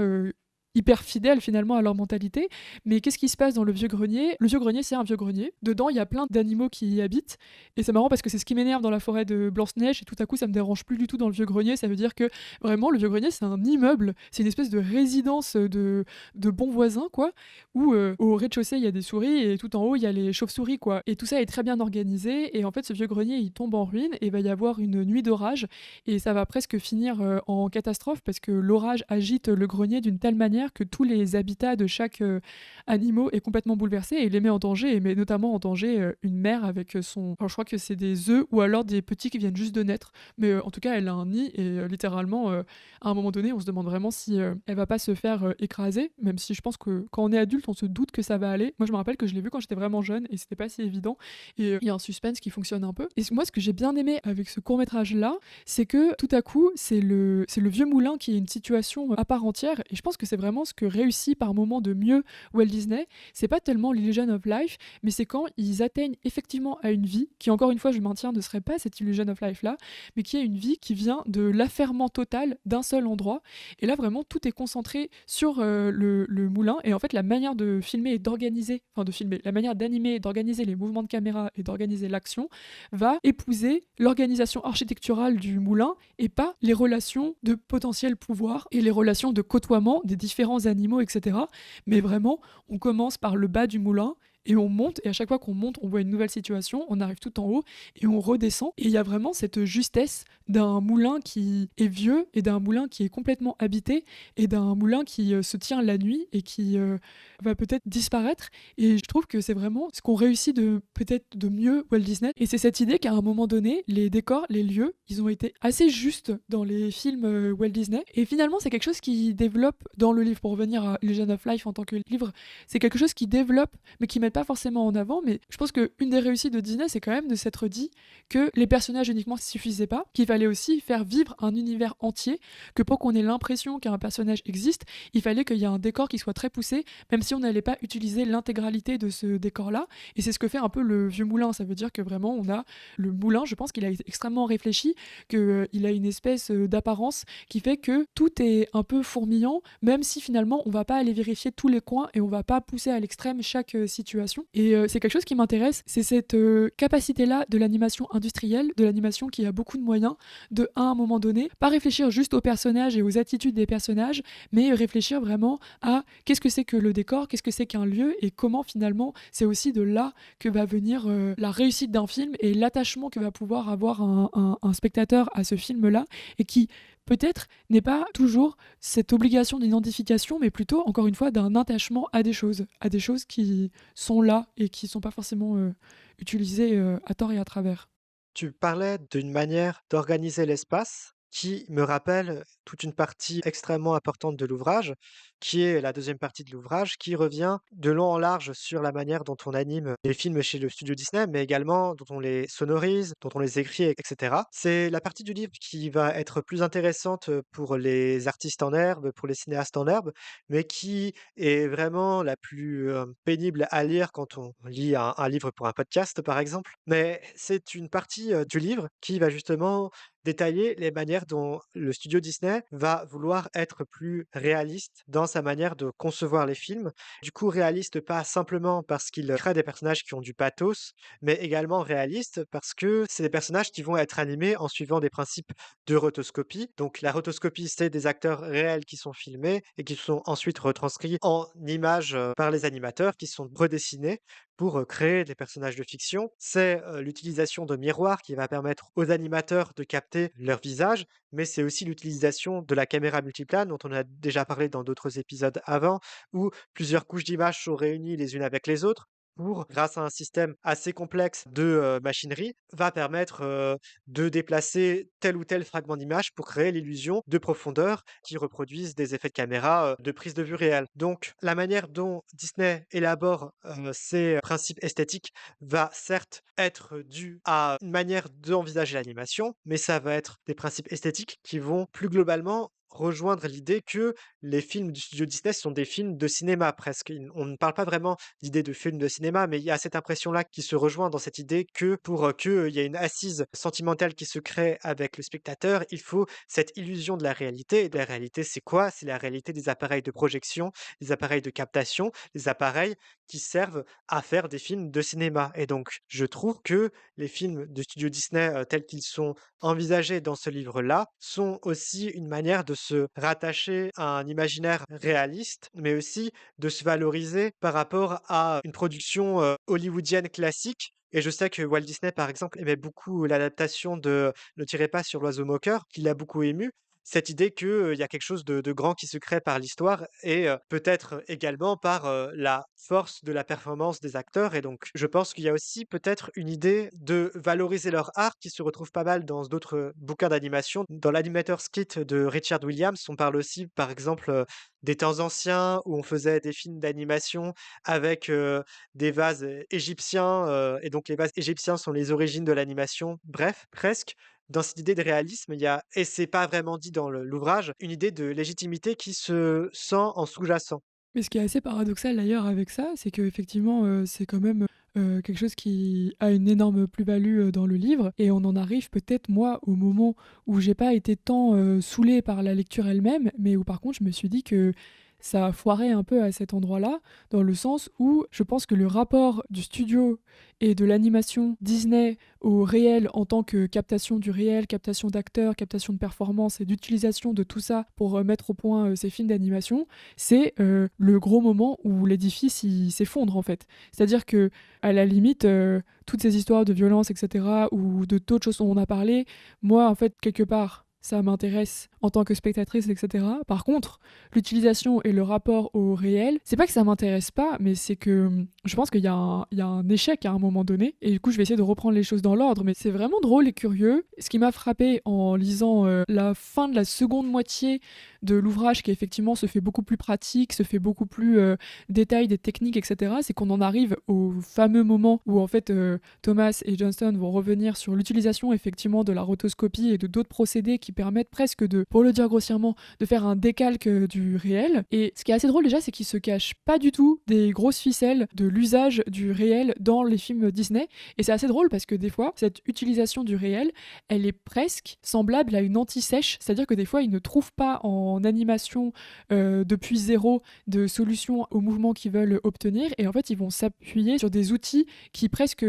à la manière d'anti-sèche, leur donnent directement la solution. Et c'est marrant parce que même si ils vont quand même être critiques, notamment sur Cendrillon, qui pour eux est un peu le film raté qui ressort de tout ça, mais en même temps qui est un film qui a été fait très rapidement, qui a été fait essentiellement pour gagner de l'argent et qui a eu beaucoup recours au décalque de photogrammes, de films en prise de vue réelle, etc. Même si ce film-là en soi, ils vont dire ouais ça c'était vraiment pas bien. Le reste, tous les autres moments où il y a usage de rotoscopie et de d'autres types de techniques de cet ordre-là, c'est pas du tout un problème pour eux et au contraire effectivement ça participe d'une amélioration de l'Illusion of Life. Et du coup on a une débauche d'exemples de comment ils ont réussi à résoudre des problèmes d'animation avec des anti-sèches issus du réel qui est assez exceptionnel. Et je voudrais revenir sur peut-être un ou deux exemples qui, moi, m'ont beaucoup frappé. Alors, tu as parlé de rotoscopie, Simon. Je pense que la rotoscopie, je serais mauvaise langue si je disais que quand il y a usage de la rotoscopie, il y a juste des calques du réel. Parce que je pense que la rotoscopie, ça fonctionne main dans la main avec l'animateur. Déjà, la rotoscopie,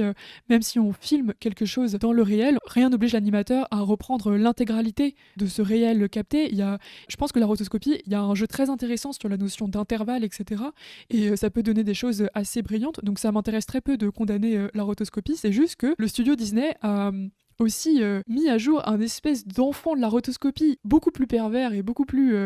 bizarre et biscornu et un peu pas effrayant non plus, mais je sais pas, quelque chose d'étrange à un moment donné, notamment pour des raisons de temps, mais aussi vraiment parce qu'ils n'arrivaient pas forcément à créer les mouvements tels qu'ils les voulaient, etc. Ce qu'ils faisaient, c'est que quand il y avait une situation qui les intéressait, bah, ça commence comme la rotoscopie, ça veut dire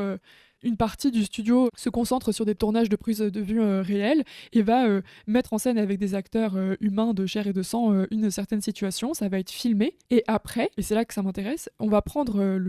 la pellicule de cette captation en prise de vue réelle, on va prendre tous les photogrammes qui constituent cette pellicule, chaque photogramme de manière isolée, ça veut dire comme une image ou comme une photographie, va être par tout un procédé qui n'est pas vraiment détaillé d'ailleurs dans le livre même, mais normal, je pense que ce serait de la pure technique, mais l'idée elle-même est assez frappante. Chaque photogramme va être reproduit et surtout reproduit à la même taille que les feuilles qu'utilisent les animateurs pour faire de l'animation. Ça veut dire qu'un animateur, il a une espèce de tas de feuilles à la manière d'un flipbook et il va dessiner dessus et il va sans cesse bouger très rapidement les feuilles de ce tas de feuilles, encore une fois un peu comme un flipbook, pour s'assurer du mouvement qu'il est en train de faire, de est-ce que ça marche, et même aussi, pas juste pour s'assurer, mais en fait c'est la manière même de chercher en animation. Ça veut dire que en animation, j'ai l'impression, on cherche aussi beaucoup dans le vide de la feuille et dans le vide des intervalles, et c'est un exercice qui est extrêmement difficile. Et tout ça pour revenir au procédé que je décrivais. Tout à coup, chaque photogramme d'une pellicule qui a servi à la captation du réel va être pris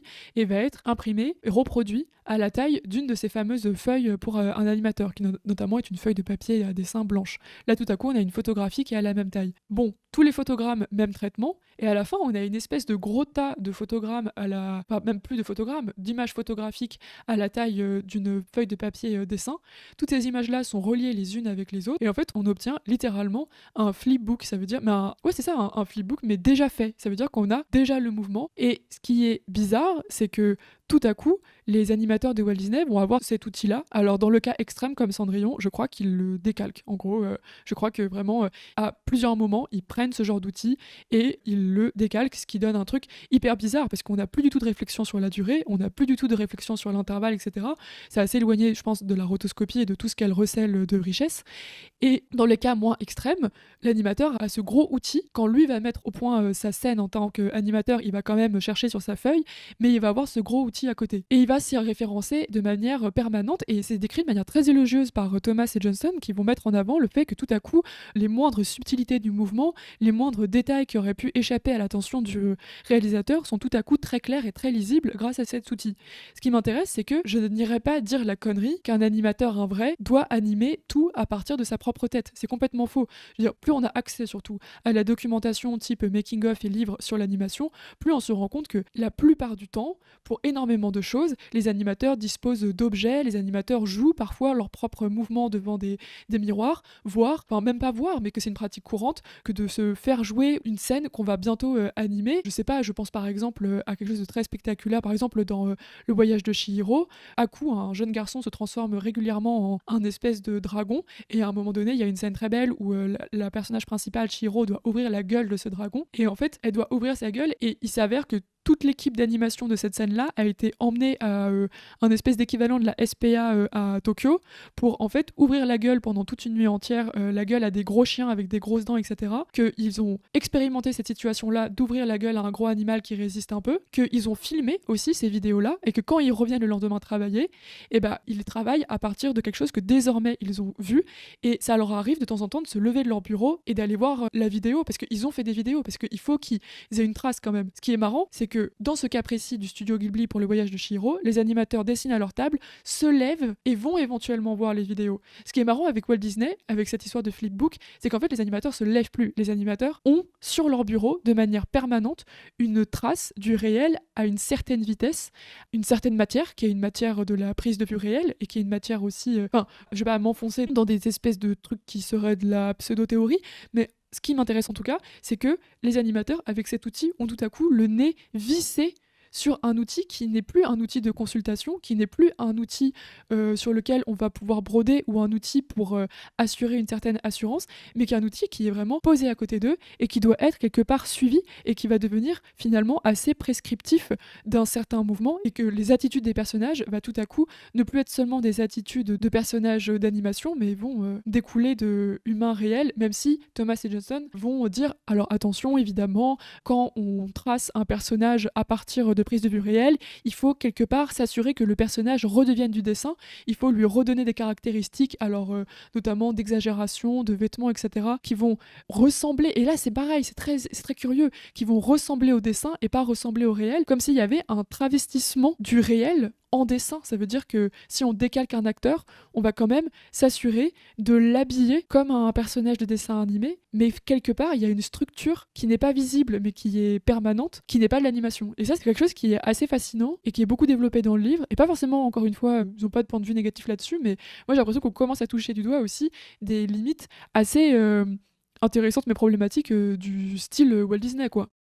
On le retrouve notamment, dans la partie qu'on avait déjà évoquée. On évoque, différents styles d'animation et c'est quand même, assez pauvre, à ce niveau-là. Ce qui me fait penser que ça me donne un peu envie d'aller dans des d'autres contrées, d'autres manières de voir l'animation que celle des studios Disney, et je pense par exemple, on a parlé de l'animation japonaise, mais je pourrais aussi parler de l'animation d'Europe de l'Est qui a développé une esthétique qui va justement beaucoup plus travailler l'idée que les personnages sont en dessin ou sont en pâte à modeler ou sont dans d'autres matières. Cette idée d'une, mise à distance avec le réel et plutôt la spontanéité du geste de l'animateur, quelque chose qui se retrouve aussi dans l'animation UPA qui a servi de référence sur certains films Disney. Cette idée justement, comme je l'exprimais avec l'idée de mythologie qui, ne voit pas forcément les spécificités de certaines œuvres, de décloisonner aussi le regard pour voir d'autres spécificités propres à l'animation. Mais également, ce que j'aime bien dans le livre, malgré tout, c'est que dans ce long, étalage de l'idée de, entertainment, et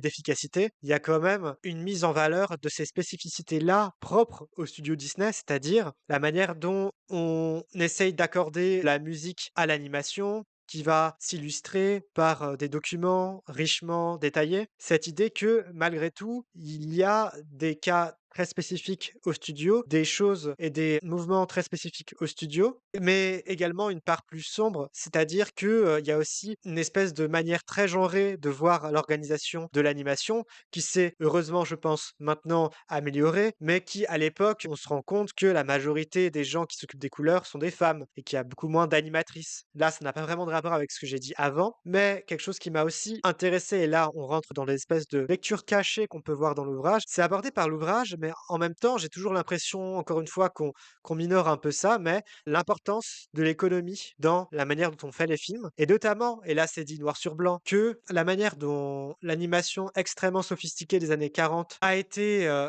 contrainte par des limites techniques, des limites d'argent et qu'on a accéléré par exemple, le système d'ancrage pour passer à un système qui s'appelle, la Xerox qui permettait de scanner à même, le dessin, des celluloïdes, d'animation et qui accélérait certes le rythme, mais qui faisait transparaître toutes les petites, imperfections des animateurs qui peuvent être intéressantes. Moi, je trouve pas que ce soit forcément quelque chose qui soit, inintéressant à regarder, mais qui, par rapport à la lisibilité des dessins qui est celui du style Disney, crée un problème par rapport à la manière dont ils envisagent l'animation. C'est pas quelque chose qui tient de choix artistiques, mais de simples contraintes économiques qu'il faudrait désigner comme quelque chose d'extrêmement important quand on fait de l'animation, puisque l'animation, c'est chronophage, mais c'est aussi quelque chose qui demande beaucoup de ressources techniques et donc de l'argent pour investir dans les dites ressources. Oui, parce que tu as raison, c'est vrai que c'est assez intéressant de voir tout à coup, il y a tout simplement une causalité monétaire qui est assez, permanente et c'est assez drôle d'ailleurs parce que comme tu dis, évidemment enfin pas évidemment, mais, il y a usage du celluloïd qui est en fait finalement,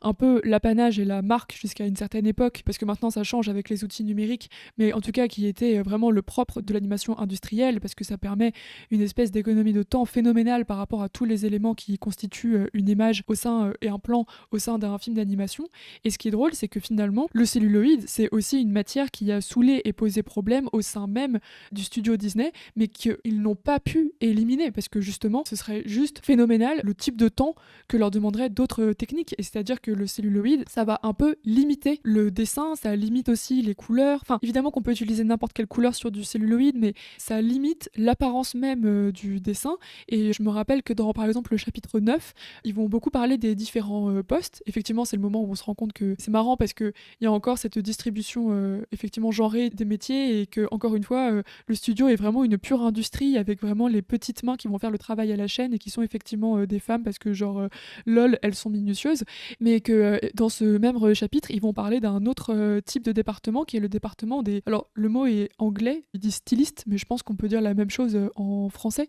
qui vont parler du département des stylistes. Donc, et qu'est-ce que c'est que les stylistes? C'est un ensemble de personnes qui, en amont d'un projet, en amont du storyboard, en amont même de l'écriture du scénario, va faire tout un tas d'illustrations à partir d'un concept plutôt. C'est-à-dire que, en général, ce qui se passe, c'est que quelqu'un comme Walt Disney ou une autre personne, mais souvent Walt Disney, même si c'est surtout un manager, il a quand même, on va dire, un rôle artistique dans le choix des histoires, etc. Je sais pas, par exemple, à un moment donné, il a envie de développer un film autour de La Belle au bois dormant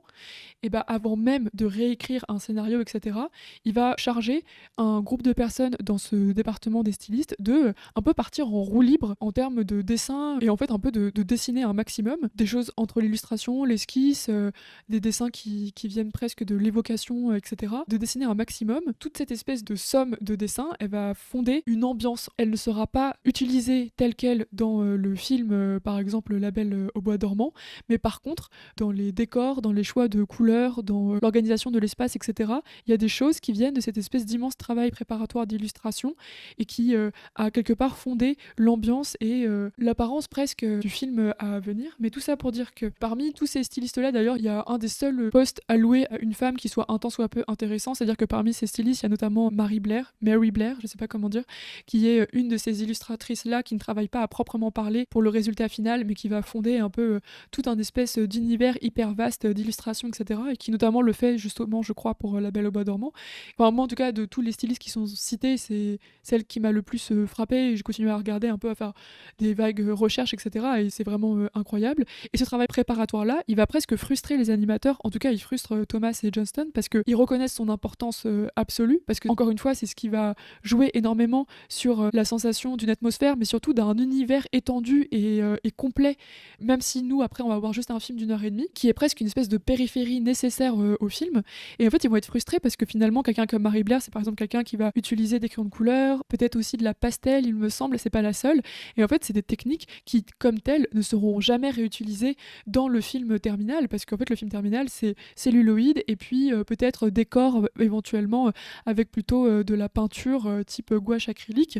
mais en tout cas, c'est pas possible en termes de temps et d'argent de se tourner vers le pastel, et cetera. Et ce qui est drôle, c'est que cette frustration du celluloïd, elle est tout à coup assez parlante dans le livre et on la retrouve un peu comme un cri de douleur chez pas mal de gros studios. Et je pense à eux tout le temps, mais je pense notamment au studio Ghibli et très tôt Miyazaki, mais pas juste à la fin de sa carrière où ça s'est vraiment encore plus développé. Je n'ai pas terminé, mais bref. Mais même très, il parle dans des articles vraiment des années, je sais pas, je dirais 70, etc., de la frustration du celluloïd, de la manière dont le dessin est presque appauvri. En fait, si, c'est pas presque, c'est complètement appauvri par le celluloïd et l'ancrage sur celluloïd et la mise en couleur sur celluloïd. Et il se rappelle d'un moment où, avec son collègue et compère Takahata, il voit des courts-métrages d'un animateur qui s'appelle Braque, il me semble. Et Braque, c'est quelqu'un qui n'est pas du tout sur une économie industrielle. Ça veut dire que c'est quelqu'un qui fait des films courts et pour chaque film court, c'est des années, mais des années de travail, etc. Mais c'est quelqu'un qui, pour le coup, utilise par exemple des crayons de couleur, etc. Et Miyazaki et Takata racontent être Bach et pas Braque. Et ce qui est marrant, c'est que tout à coup, ils voient des courts-métrages de Bach et ils sont complètement démolis parce qu'ils ont vu quelque chose qui les dépassait et qu'ils le pensent être une réussite absolue de l'animation et que eux, dans les faits, dans le système qu'ils ont inventé, dans le système qu'ils ont mis au point et dans le système dont ils se sont entourés, ils ne peuvent pas atteindre. Et en fait, ils voient ça, mais ils ne peuvent pas y aller. Et finalement, dans le studio Walt Disney, il y a un peu cette frustration. C'est Thomas et Johnston, ils voient les travaux de Mary Blair ou de d'autres stylistes, et en fait, ils savent qu'ils ne peuvent pas y aller. Et c'est juste pas possible. Et c'est marrant ouais, c'est ça, de voir qu'il y a une frustration assez importante des moyens, mais que ces moyens sont tellement imposés par des nécessités et des contingences économiques que de toute façon, c'est pas négociable. Je te propose qu'on s'arrête, petit à petit, en revenant peut-être sur, 2 films qui me paraissent importants par rapport à la manière dont Disney a envisagé une transmission de son savoir et de son style. Le premier, Le Dragon récalcitrant, réalisé par, Alfred L. Werker, pour la prise de vue réelle et Hamilton Luske pour, l'animation. Donc un film qui mêle animation et prise de vue réelle ou plutôt, séquence de court métrage animé et prise de vue réelle, avec un acteur qui va porter son scénario, autour, du récit Le Dragon récalcitrant des studios Disney. Petit spoiler, il a déjà été adapté par les studios Disney et il s'en aperçoit à la fin et par rapport au parcours de ce personnage, on va découvrir tous les aspects du studio, c'est-à-dire qu'on va pénétrer d'abord, dans la section apprentissage où il va y avoir, un prof qui va donner, cours et va montrer comment animer certains personnages et je crois que c'est un énorme éléphant qui va être, retransmis sous croquis et puis on va pénétrer la partie,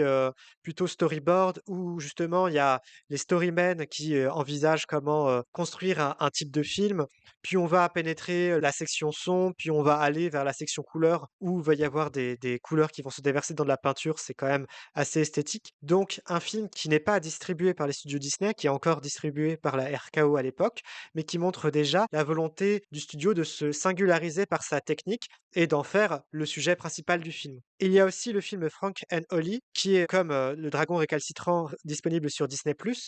et qui est intéressant parce que il est réalisé par le fils de Frank Thomas, Theodore Thomas et c'est une sorte de que sais-je de The Illusion of Life, puisqu'on revient en détail sur Frank Thomas et Hollis Johnston, sur leur manière d'animer, sur leur philosophie dans l'animation et on retrouve peut-être pas point par point, mais de manière significative, les points qui sont abordés par The Illusion of Life et notamment, dans une scène très explicative, et très, démonstrative, les 2 vont opposer leur manière de voir l'animation par leur manière de voir le monde et c'est-à-dire leur manière de voir un chien. L'un va être beaucoup plus, sensible à sa qualité, proprement, sentimentale et va, de fait, voir, le chien par rapport à ce qu'il ressent, dans l'instantané. Tandis que l'autre va plutôt analyser le chien, va voir, ce qui fait sa spécificité et cetera et donc de cette manière-là, on va avoir 2 animateurs qui vont avoir 2 manières de faire de l'animation qui va se jouer sur leur rapport au réel et donc la philosophie de Disney est résumée en quelques scènes, et sans trop de fioritures. Donc c'est un film que je recommanderais si vous voulez vous intéresser à l'ouvrage Illusion of Life sans pouvoir le lire, puisqu'il s'agit d'un ouvrage en anglais, alors que ce film-là est disponible sur Disney+. Et je trouve que c'est un bon, digest, comme on dirait, en anglais, même s'il a les mêmes gageures que, le livre The Illusion of Life. Oui, oui, moi je pense que j'ai pas grand-chose, à ajouter. Je pense que c'est des très bonnes, suggestions et qui sont assez intéressantes parce que à la fois elles font des résumés assez, ludiques de ce qui est rassemblé dans la somme, qui demande quand même beaucoup plus de temps, Illusion of Life et en même temps, tout comme Illusion of Life, elles rendent compte un peu de cette espèce d'atmosphère qui est plus qu'un contexte mais qui est constitutif du style Disney. Ça veut dire par exemple dans, Frank et Ollie, c'est à la fois, leur principe d'animation mais c'est aussi leur vie quotidienne. Alors oui, mis en scène et oui, exagéré sous forme de gag, mais où on voit quand même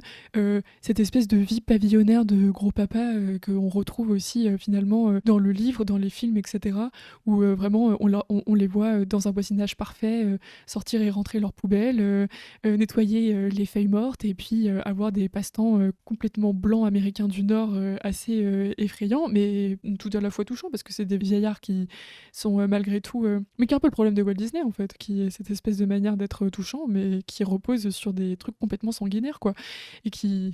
je sais pas, qui moi me repousse et m'attire complètement à la fois. Et puis pour le dragon récalcitrant, je pense que c'est une visite guidée qui encore une fois forme et ludique, et puis en même temps c'est une visite guidée qui est mise en scène d'une manière complètement étrange et où en fait on va essayer de rendre sympathique l'industrie, c'est-à-dire que finalement le studio il est similaire à ce qu'on verra dans les années 70 dans les premières adaptations de Charlie et la chocolaterie. Ça veut dire que tout à coup toutes les machines elles produisent des couleurs par elles-mêmes mais de manière presque fantastique et chouette, et il y a des trucs qui coulent de partout, tout s'enchaîne parfaitement, tout est une communication merveilleuse. Franchement c'est l'ancêtre de la Startup Nation. Ça veut dire qu'en plus les employés c'est limite ils ont pas une salle de jeu, et puis pour stimuler leurs idées ils ont tout un tas d'accessoires hyper cool. Personne n'a l'air stressé et les femmes ont l'air complètement heureuses de passer leur vie à ancrer des trucs qui devaient en plus leur niquer les voies respiratoires. Donc je pense que c'est des films qui sont très intéressants, qui résument beaucoup de choses et puis qui en même temps permettent déjà de saisir cette espèce de part d'ombre mais permanente, et non pas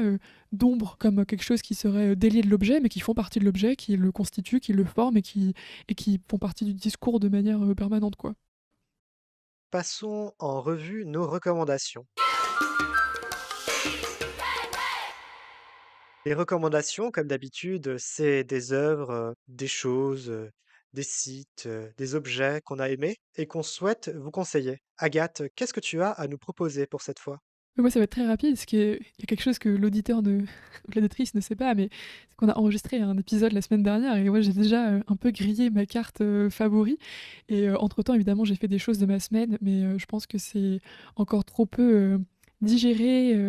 habité pour être, un favori. Donc je vais juste, faire un favori un peu bizarre, parce qu'à mon avis, il est un peu évitant. Bon, ce qui se passe en ce moment, c'est comme on le sait tous, Hayao Miyazaki du studio Ghibli, préparait un film depuis, longue date. On ne savait pas si il le finirait, on n'en avait pas trop de nouvelles. Son dernier film, ça fait 10 ans maintenant qu'il est sorti, c'était Le vent se lève, et on savait juste que depuis quelque temps, malgré l'énième annonce de sa retraite, Hayao Miyazaki finalement s'était remis au travail sur un long métrage, mais sur lequel on a finalement, actuellement, on a une affiche, je crois, mais il n'y a rien de plus. Mais tout ça pour dire que depuis des années, qu'est-ce que je fais? Depuis des années, je consulte Internet pour avoir des espèces de signes de vie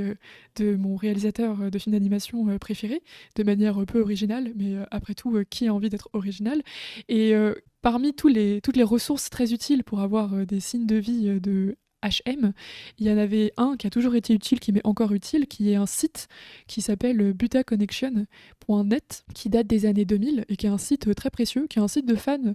mais des fans tels que le fan est utile Non pas qu'il y aurait des fans inutiles. En fait, moi j'adore tout ce qui est des fans parce que c'est les gens qui font les meilleures sources de données finalement. Et Buddha Connection, c'est tout simplement un site blog qui est complètement, qui tourne entièrement autour du studio Musée Ghibli, mais de manière intéressante parce que de manière complètement complète. Ça veut dire qu'on a plusieurs entrées. On a des entrées qui sont assez classiques, c'est-à-dire qu'on va avoir des fiches techniques sur les films. Rien que cette fiche technique-là, elles sont très intéressantes parce qu'il y a plein de paramètres qui d'habitude sont ignorés. Par exemple, il y a des informations un peu faux-folles comme le nombre de photogrammes, enfin pas de photogrammes, mais de celluloïdes nécessaires à tel film, etc. Et ça nous permet de un peu nous rendre compte des conditions, bah justement, on en parlait même, des conditions économiques de chaque film, de ce qui a pu de ce qu'ils se sont permis ou pas. Il y a des génériques assez complets des films, mais il y a aussi des entrées pas originales, mais moins courantes. Par exemple, il y a un plan très précis, bien que ce soit issu d'un matériel de promotion, mais quand même commenté de manière chouette des studios Ghibli, ce qui nous permet de voir qu'en fait il y a plusieurs bâtiments, que en fait tout le monde ne travaille pas au même endroit, que Takahata et Hayao Miyazaki, bon Takahata est désormais décédé, mais qu'en tout cas ils travaillaient pas au même endroit, ce qui est aussi une information intéressante, etc. C'est aussi un site qui n'est pas Miyazaki centré, ça veut dire que ils font la part belle à Takahata, mais ils font aussi la part belle aux directeurs d'animation très importants, à des films un peu uniques comme Si tu tends l'oreille, qui est probablement une des pierres de touche, mais comme un peu isolée, un peu ignorée par moments dans d'autres analyses du studio. Il y a justement pour le coup les coloristes, plein de postes hyper importants sont hyper bien mis en avant, etc. Et puis, dernière chose, il y a aussi un lien qui est maintenu avec toutes ces personnes-là. Enfin, c'est un site qui fait l'effort aussi. Moi, je sais que c'est quelque chose que j'ai pas encore atteint et j'en suis encore lointaine, mais qui fait l'effort aussi de la langue japonaise, qui fait l'effort de consulter ces ressources en première main et aussi de maintenir un lien par des entretiens ou des traductions d'entretiens au long terme. Et enfin, c'est un site qui a beaucoup de listes bibliographiques hyper utiles et notamment une liste très précieuse de tous les documentaires trouvables et non trouvables, traduits et non traduits autour des productions des différents films. Moi, c'est des films que j'ai essayé de retrouver assez systématiquement et qui forment une matière de ausculter la pratique de ce que c'est que de faire un film dans un studio, enfin, une des manières qui est complètement précieuse, et puis des listes plus rigolotes, comme tous les livres pour enfants qu'a illustré par exemple pour les couvertures notamment Hayao Miyazaki, ce qui donne des perspectives aussi sur d'autres travaux de tous ces gens-là qu'on connaît surtout au travers de leurs films, sans ces autres travaux-là. Donc voilà, c'était la recommandation un peu facile parce qu'en fait c'est pas un coup de cœur du moment, c'est juste un des outils de mon existence quoi. Recommandation, ça va être le jeu vidéo Immortality, sorti par Sam Barlow en 2022. Immortality, le principe est plutôt simple, même à employer, et c'est un jeu que je pourrais conseiller, je dirais pas à n'importe qui, mais qui est facilement compréhensible. On explore les bobines de 3 films, jamais sortis, de Marissa Marcel, qui est une actrice à la carrière avortée, qui est évidemment pas réelle, mais qui existe pour les besoins de cette fiction-là. Donc on est placé dans la peau d'un menteur qui explore les rushs et qui, en réalité, va plutôt essayer de résoudre le mystère autour de cette actrice-là qui a eu une carrière, tragique puisque aucun de ses films n'est jamais sorti et en réalité, le jeu nous dit dès le départ: «Oh non, les bobines sont cassées, on ne va pas les retrouver». Ce qui est, une excuse pour nous introduire sur le système ludique qui régit le jeu, où on accède à d'autres monceaux de bobines, monceaux de pellicules, extraits, de films, en cliquant sur des parties de l'image, par exemple, un visage, des mains, un verre, qui nous renvoie sur d'autres films où est présent un visage, des mains ou un verre. En explorant de cette manière-là les films, on va découvrir de plus en plus, de pellicules, d'extraits qui nous permettent de savoir ce qui a entraîné le destin de cette femme, mais va aussi nous introduire à la partie qui est peut-être la plus émouvante du film, c'est-à-dire que ces pellicules-là sont en réalité hantées par un double qui est celui, de, l'actrice, qui est, un personnage, plutôt maléfique comme, les mauvaises pensées de cette, actrice-là et qui va introduire une notion de confession qui va être le sel émotionnel de, cette expérience-là et qui fait que j'ai trouvé le jeu plutôt bouleversant, même s'il est elliptique, lacunaire et qu'il a quand même des gros défauts. C'est-à-dire qu'au bout d'un moment, il faut vraiment, les chercher les derniers extraits, c'est très compliqué de les trouver et c'est pas mal de répétitions. Mais, je dirais que le jeu vaut la chandelle et que malgré tout, il y aura toujours des parts d'ombre. Mais c'est surtout ce que crée le jeu, c'est pas tant raconter simplement une histoire, mais c'est par, cette histoire-là, nous introduire à un lien extrêmement précis, extrêmement précieux, avec, une personnalité, avec une femme, qui, a été, consumée par les films qu'elle a tournés et qui presque, dans un espèce d'esprit de revanche, consume les films et les personnes qui ont été dans ces films-là, en retour. Et cette manière de voir le monde, c'est quelque chose qui va être régi par, une pulsion vitaliste, par, une envie de comprendre le monde et de comprendre les gens qui le composent, mais qui, en retour, va s'affecter durablement sur la psyché du personnage. C'est difficile à expliquer dit comme ça et c'est très confus, mais c'est un jeu qui fonctionne sur une attache au personnage, qui se joue par les mécanismes même du jeu, où en reconstruisant le puzzle narratif, on accède à d'autres parts plus sombres, mais également plus belles du personnage, qui fait que c'est un jeu, où on a l'impression de réellement comprendre un personnage dans ses parts d'ombre, dans sa part de mystère, dans quelque chose qui pourrait être totalement ridicule si toutes les couches de récit étaient mis, et assemblées, en randonnion, mais qui, dans cette, forme fragmentée et dans cet aspect de confession, fait quelque chose, de puissant en termes d'émotion. Voilà, cet épisode sur Illusion of Life est enfin terminé. Je remercie les participants au podcast, Croquis pour le design du logo, le Calvin Ball Consortium pour son accueil sur son site. N'hésitez d'ailleurs pas à souscrire au Patreon du Calvin Ball Consortium et à écouter d'autres podcasts du consortium. On se retrouve pour le prochain en intervalle. En attendant, ciao et bon vent. Au revoir.